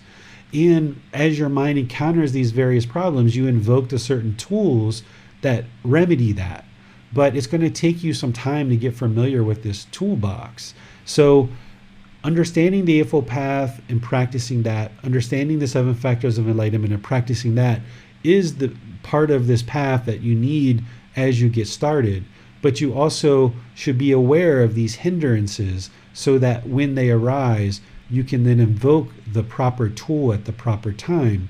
But again, you're not going to be perfect on that. And that's why it's kind of wise to meet with your teacher regularly, even once a month, once every 2 months. Some people, when they first start out, once a week, once every 2 weeks, that you kind of can talk with somebody that can spot some of the things that are going on in the mind. And we can point you in the direction of teachings that you need in order to get past something. Because even though you're learning these 5 hindrances now, don't be surprised if like 2 or 3 months from now, you're feeling complacent, you're feeling lethargic, you just don't know why and you don't know how to fix it. And you completely forget about the 5 hindrances. That's completely normal because the unenlightened mind is very muddled. It lacks concentration, it lacks memory. So even when you learn something like this, you're not going to be able to recall it at the right time and understand how to actually implement it. So that's where if you're meeting with your teacher regularly or you're involved in the community with some friends and some people that are part of our community, you can have people that you can get help from. That's just part of this whole path, is being able to learn these things, but then realize that you are going to forget certain aspects of them. You shouldn't expect yourself to be able to recall this just because you learned it in one class. And that's where you reach out to people for help as part of the community. Thank you, David. Let's go to Bassam now. Well, we have a question from Johnny. He asks, I find that the hindrances are often introduced to my mind when watching or listening to news programs. Any advice on how to avoid ignorance and staying informed without absorbing these hindrances? One of the things that I suggest if you're having trouble when you're watching news programs is eliminate those from your life for a period of time. And it might take you to kind of gradually do that because the mind oftentimes craves that. But if you can eliminate something like news, even for 2 or 3 months, There was a time in America where I eliminated it for a year, and that was like the most peaceful year ever. Not saying that you shouldn't be aware of what's going on in the world, but one of the ways to get to enlightenment is strip your life down, strip the mind down to like bare bones minimum. That ensures that there aren't craving, desire, attachments. There are craving, desire, attachments there now, but you might not be aware of what all of those are. So one of the ways to enter into this objectively is just assume and know that there's craving, desire, attachments there. Strip your life down to bare bones minimum, just your wife, your kids, work, studying these teachings, meditating, things like that. And then as you do that for extended period of time, then the mind is going to come into more peacefulness, more mental discipline, and then start kind of adding in some things like news every once in a while when the mind is more restrained and you have more control over it. So if you're noticing while you're watching the news, it's a rising discontentedness. The Buddha talked about this where he said we shouldn't continue to do things that we notice are causing discontentedness. We should kind of pull that back and kind of strip it out like I'm talking about. So if you do that for a period of time and then you decide later to kind of slowly bring it back in when your mind is more trained and more disciplined, that would be wise. And then if you bring it back in and you're noticing the mind becoming unrestrained again, then you can let go of it again, go another period of time without the news, and then slowly kind of introduce it again, a little by little. This is a common one, Johnny, that a lot of people have challenges with the news, because the mind's craving for things to be a certain way in the world. And when you hear things that aren't that way, you can see the suffering, you can see the despair in the world.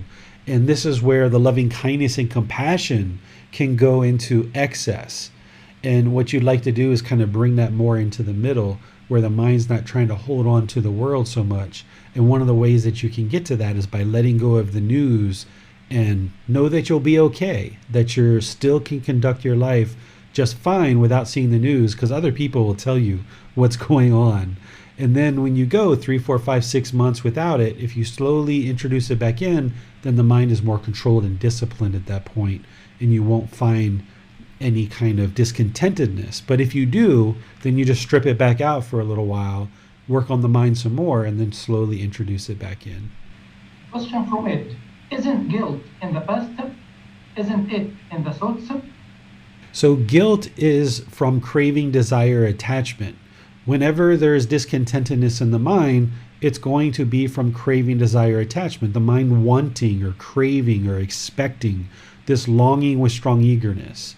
So it's feelings that come into the mind, but what's causing it is craving, desire, attachment. You need to look at the Four Noble Truths. We talk about this at the very beginning of this program, which we're about to restart. So next Sunday, we're going to be talking about right view and right intention. There, I'm going to talk about the Four Noble Truths as part of the beginning of the group learning program. It sounds like you're not quite clear on the Four Noble Truths yet, and you need to break through to understanding those so that you can see exactly what discontentedness is, and guilt is part of that, and it's being caused by craving, desire, attachment.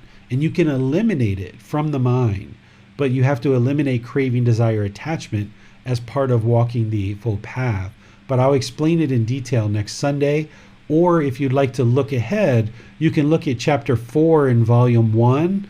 And there's other classes that I taught that teach this. So you can look on our YouTube channel or our podcast, and you can look at that stuff now if you like. Thanks, Bishop. No more questions for today. Okay, so let's talk about mindfulness, because mindfulness is utterly important as part of these 7 factors of enlightenment.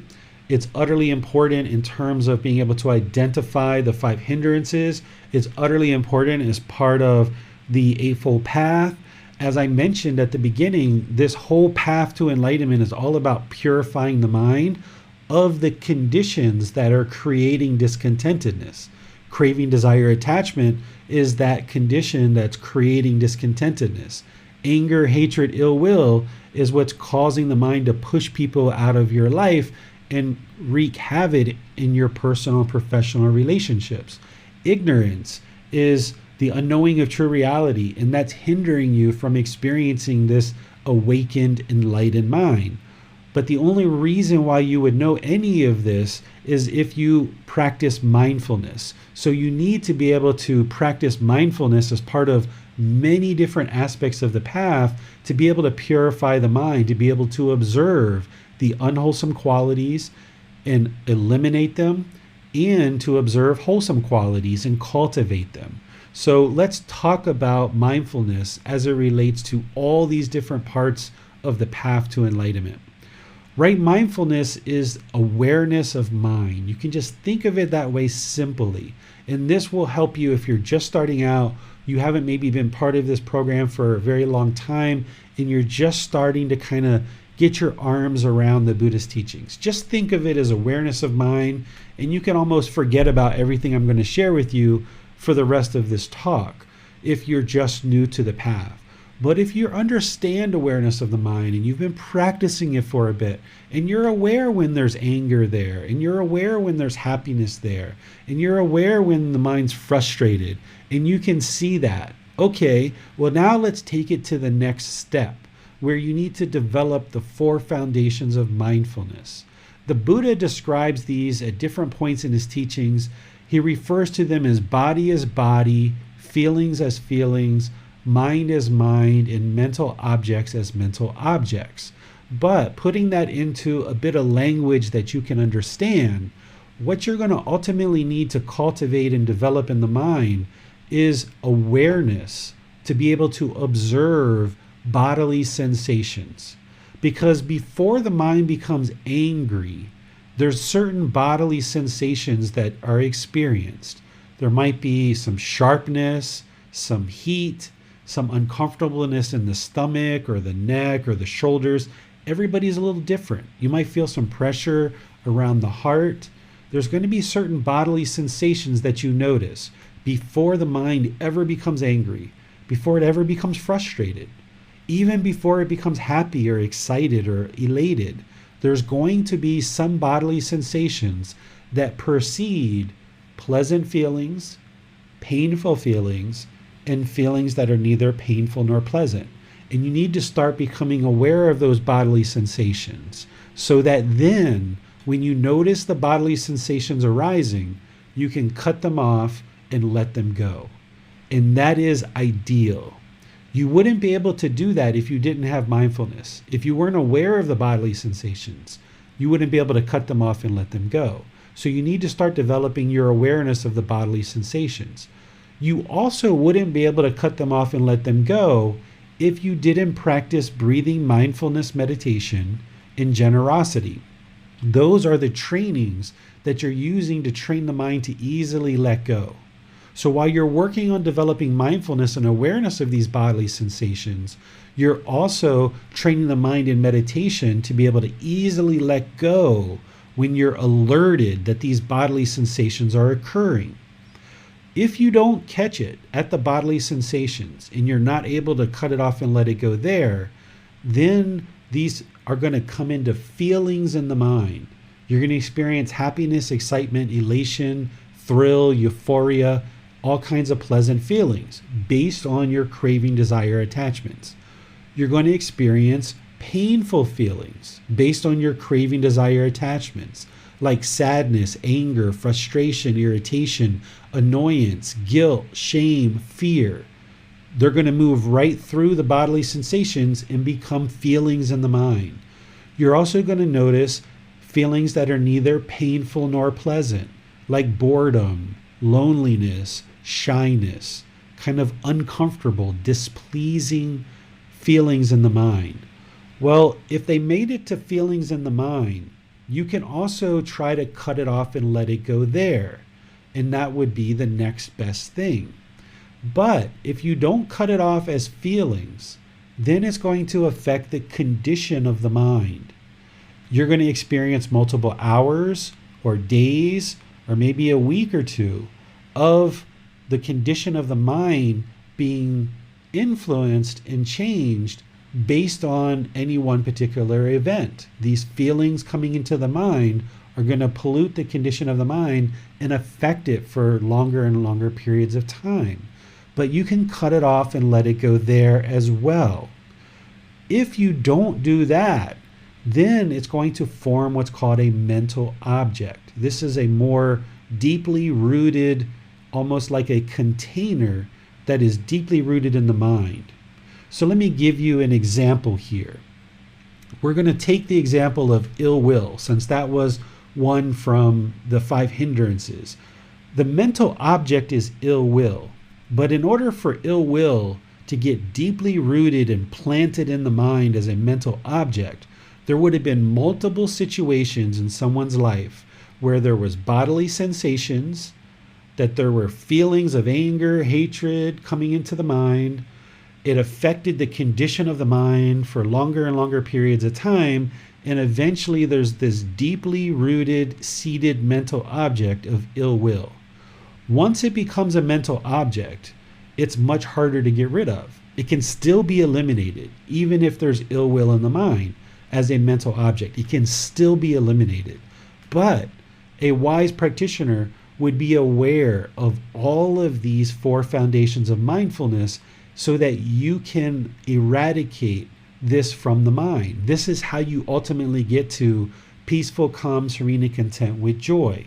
You apply right effort to eliminate this discontentedness as it's arising as bodily sensations. You cut it off and let it go. But right out of the gates, in the first few months of learning this path, that's not going to be so easy for you because your mind hasn't been deeply trained in breathing mindfulness meditation, and you may not even have awareness of these bodily sensations. So they're probably going to move into feelings. It's probably going to affect the condition of the mind. And early in your practice, you probably have lots of different mental objects that are deeply rooted in the mind. But as you become aware of these four things, then you become better and better at working to eliminate this so that the mind no longer experiences these conditioned feelings of painful feelings, pleasant feelings, and feelings are neither painful nor pleasant. Or another way to say that is pleasant feelings, painful feelings, and feelings that are neither painful nor pleasant. One of the ways to think about the four foundations of mindfulness is think of it as a wild bush, that the bodily sensations are like the root, the stump, right? The stump of the bush. And then the feelings are kind of like that first layer of branches that go out from the stump. And then the condition of the mind are kind of like those thinner branches. And then the mental objects are like the leaves at the very edge of the bush. What you would like to do is you like to trim this wild bush back further and further and further to get it all the way down to the stump. Because once you can trim this bush all the way down to the stump and cut it off there, then it won't regrow. But as long as you're not aware of these mental objects or these conditions of the mind or these feelings, then you can't get back to the bodily sensations and cut it off there. So by building your awareness of mind and cutting it off sooner and sooner and sooner, you're saving yourself a boatload of challenges. Because if there's certain situation happens and there's anger that starts to arise and you notice it as bodily sensations and you cut it off there, done. It never comes to feelings in the mind. It never pollutes the mind. It never affects the condition of the mind for the next 3 days or the next 3 weeks. It never becomes a mental object. So that's what you ultimately would like to get to, where you can observe anger, frustration, irritation arising as bodily sensations. You have such awareness of that. Boom, you cut it off and let it go. But in order to get there, you have to also see these pleasant feelings. You have to see that your friend just came over and there's this enormous amount of excitement that just overwhelms the mind when your friend shows up to come visit you. And the mind just wants to be so excited. Oh my goodness, my friend's here, yay! Right? You have to not allow the mind to get to that heightened level of excitement. You have to see it as bodily sensations and cut it off there. Doesn't mean you're numb to the situation. It doesn't mean that you're just like, hey, welcome, glad you're here, right? No, it's like, oh, Barbara, you decided to come over. Wonderful to see you. So nice to have you here. Welcome, come on in, have a seat, right? But you don't allow these conditioned feelings to exaggerate the experience and take the mind into feelings that are super excited. So you've got to see the bodily sensations that when Barbara comes over, you feel these sensations in the body start to arise and you cut it off and let it go. Because if you don't do that, then these painful feelings are going to come in. You're going to welcome in the painful feelings by allowing the pleasant feelings to come in. So this is how you develop the 4 foundations of mindfulness, is being aware of them. You can develop them in meditation when you're doing breathing mindfulness meditation and you notice the bodily sensations on the body rather than scratching them or itching them. You can cut them off and let them go. You can observe the feelings in the mind during meditation and you can cut them off and let them go, coming back to the breath.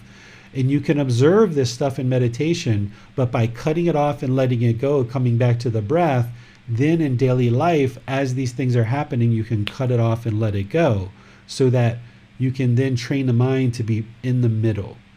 Okay? So that's what the 4 foundations of mindfulness are. There's more content in chapter 5. When I introduced that in volume 1 under right mindfulness, you'll see this written out there in chapter 5. Let's see what questions you guys have about the 4 foundations of mindfulness.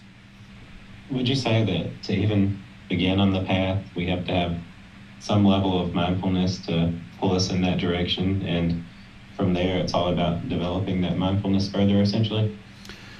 Perhaps you can think of it that way. You know, I think that the vast majority of people who decide to get on the path, they at a certain level are uncomfortable with discontentedness. They may not know what's causing it. They may not understand it. There's something in their life that's off and they don't necessarily know what that is. And they end up somehow getting into learning the Buddhist teachings. And then if they get matched up with a teacher and they choose a teacher that can truly explain the Four Noble Truths to them in a very clear way and make that breakthrough, then they can see that they're causing all their own discontentedness and that they can eliminate it as well. So they're at a certain level, if you're aware of sadness or anger, or frustration, or any of these other discontent feelings, and you understand that something's off in the life, and you happen to realize that maybe the Buddhist teachings can help you, then it's just a matter of finding the right teacher to be able to explain it to you and has the resources to be able to guide you on the path to eradicating this. Because as human beings, you know, we think that sadness, anger, guilt, shame, this is all just normal, right? We should just accept the fact that, okay, we're human beings, we're going to experience this stuff. We've experienced it our whole life and there's no way to get rid of it. That's what essentially some people resign themselves to. Some people are utterly surprised when I say that, no, you can actually eliminate that stuff. Feeling those discontent feelings is completely optional. You don't have to experience that stuff. Some people just are dumbfounded that that is even possible because they've never even heard anything remotely close to that. But if they take their time and they look at the Buddhist teachings and they really sincerely investigate what it is that the Buddha is teaching, you can see very clearly that you can eliminate 100% of this discontentedness. And if you get on the path with the right resources and the right teacher, within a relatively short period of time, you should start seeing a diminishing of these discontent feelings to give you enough indication that, whoa, I'm on the right path here.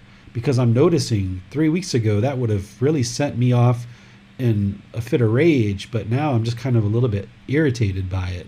Whoa, that's some pretty good progress. So if you see those kind of situations, that is an indication that you're headed in the right direction.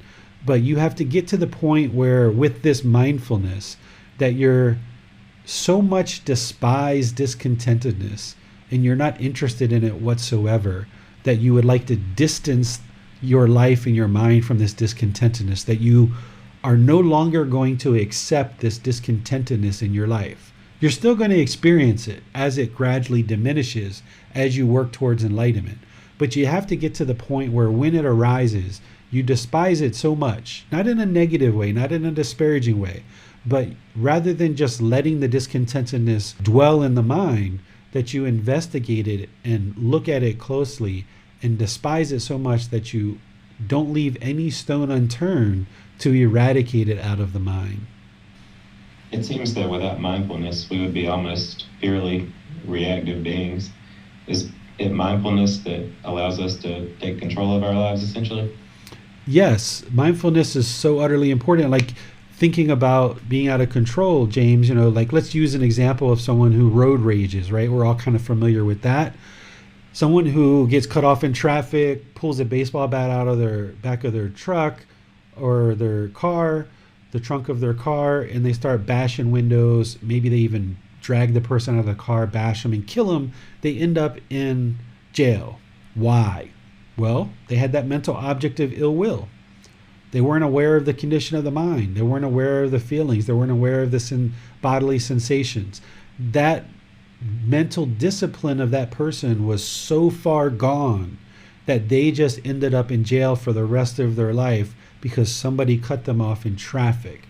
That's how enraged the person was, that they didn't have the mindfulness on multiple occasions to understand these bodily sensations, these feelings, this condition of the mind and mental objects. I don't consider this person a bad person. I don't hate this person. I don't look down on this person.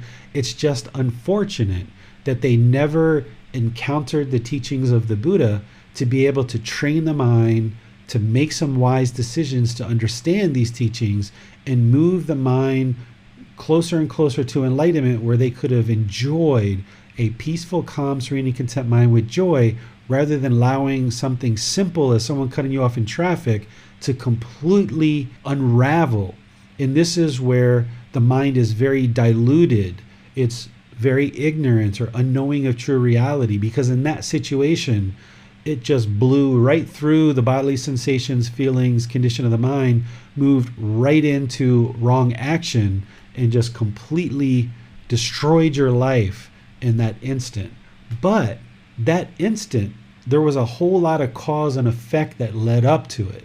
There was a whole lot of bodily sensations, feelings, condition of mind forming this mental object that led up to it. Somebody isn't completely peaceful and they wake up in the morning and they're completely road raging, right? That doesn't happen. It's this gradual process of getting to the point where someone lacks any kind of control of the mind whatsoever. And that's why it's also a gradual process to come out of that and eliminate that. And yes, it's mindfulness that allows us to really see the mind and be able to purify it along this path. Without mindfulness, you wouldn't be able to attain enlightenment. But we could also say that about without right speech, you wouldn't be able to attain enlightenment. Without right concentration, you wouldn't be able to attain enlightenment. Without a lot of these things, you wouldn't be able to attain enlightenment. Thank you, David. Those are all the questions we have on mindfulness. Okay, anything from Zoom, Possum? No, teacher, no questions. Okay, so I would just like to thank you all for joining today's program. As some of you may know, that this is our last class for this iteration of the group learning program, and on Wednesday we're going to be restarting from the very, very beginning. So what I would suggest for anybody who's tuning in now that's planning to either retake this program, or you're going to be starting from the beginning essentially because maybe you just found out about us recently, then I suggest you acquire a version of this book. You can download it from our website, buddhadailywisdom.com. There's a link for free books, and you can download it, or you can get a printed copy from Amazon, or you can take that file and go print it yourself if you like. I'm not interested in anything other than you learning and practicing if that's what you choose to do. So don't worry about buying this book from Amazon or anything like that. I'm not interested in that. I'm interested in seeing you get the help that you need to learn and practice and progress along this path to enlightenment. And without this book, to be able to go through the program and actively learn, it would be a little bit more challenging for you. You can still just show up to these classes on Sunday and Wednesday if you like and learn from the oral teachings. But if you can combine that with this new technology that Gautama Buddha didn't have 2,500 years ago, this new technology of having a book to read either on your electronic device or in printed form, then you can combine that with the talks that I do each Sunday and Wednesday. We're going to start off on Wednesday talking about the overall program, the structure of the program, how it works, how to progress through the program, and all the various aspects of the program. Next Sunday, we're going to be starting a 3-part series. We're going to be taking the Eightfold Path, which is the path to enlightenment, and we're going to be breaking it down into its 3 individual sections. And each Sunday, for 3 Sundays, we're going to be covering that section of the Eightfold Path. So this Sunday, a week from today, we're going to be covering right view and right intention. That makes up the wisdom. So we're going to be diving in and really exploring just those 2 steps. The following Sunday, we're going to be studying right speech, right action, and right livelihood, just studying the moral conduct and really diving into that. The following Sunday, we're going to be diving into the mental discipline, which is right effort, right mindfulness, and right concentration. By splitting it apart like this into 3 separate classes, we can really dive in and investigate each individual aspect of the path, giving you an overview of the entire path to enlightenment, but also really penetrating deep into the actual teachings that lead to enlightenment. So we're going to be doing that over the next 3 Sundays. And then on our Wednesdays, we're going to do a 4-part series on breathing mindfulness meditation, because this is a very important part of the path to enlightenment. Without this breathing mindfulness meditation, you wouldn't be able to attain enlightenment. But there's a lot more than just that you need in order to attain enlightenment. So we're going to spend 4 Wednesdays diving into breathing mindfulness meditation. That's going to start a week and a half from now. But this next Wednesday coming up, we're going to really just introduce the program, talk about it, and then do a kind of light meditation together to kind of get you started on the path. So anybody who's been part of this program or that you're joining this program, thank you all for everything that you've done to participate, asking questions, making offerings of donations, the moderators. I really appreciate all the effort and energy that you guys have put into this program. It's been wonderful to see this program come together the way that it has. This is the 3rd time that I've taught it. We're going to be starting the 4th time, and I feel like the students are getting more interested, more sincere, more serious into rolling up the sleeves and really learning and practicing. I feel like the moderators are really tuned in to helping you guys to get your questions asked during the class and making sure that we really have an engaging discussion throughout the class. So it'll be really interesting to see where this 4th iteration of the group learning program takes us. But either way, I really would like to invite you, welcome you, and thank you for being part of this group learning program. So until next time, have a lovely rest of your day. I'll see you then. Sawadee ka. Thank you for listening to this podcast. To provide support for this podcast, visit patreon.com/support Buddha.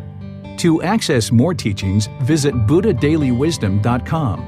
There, you will discover a full range of courses, retreats, and online resources to assist you on the path to enlightenment.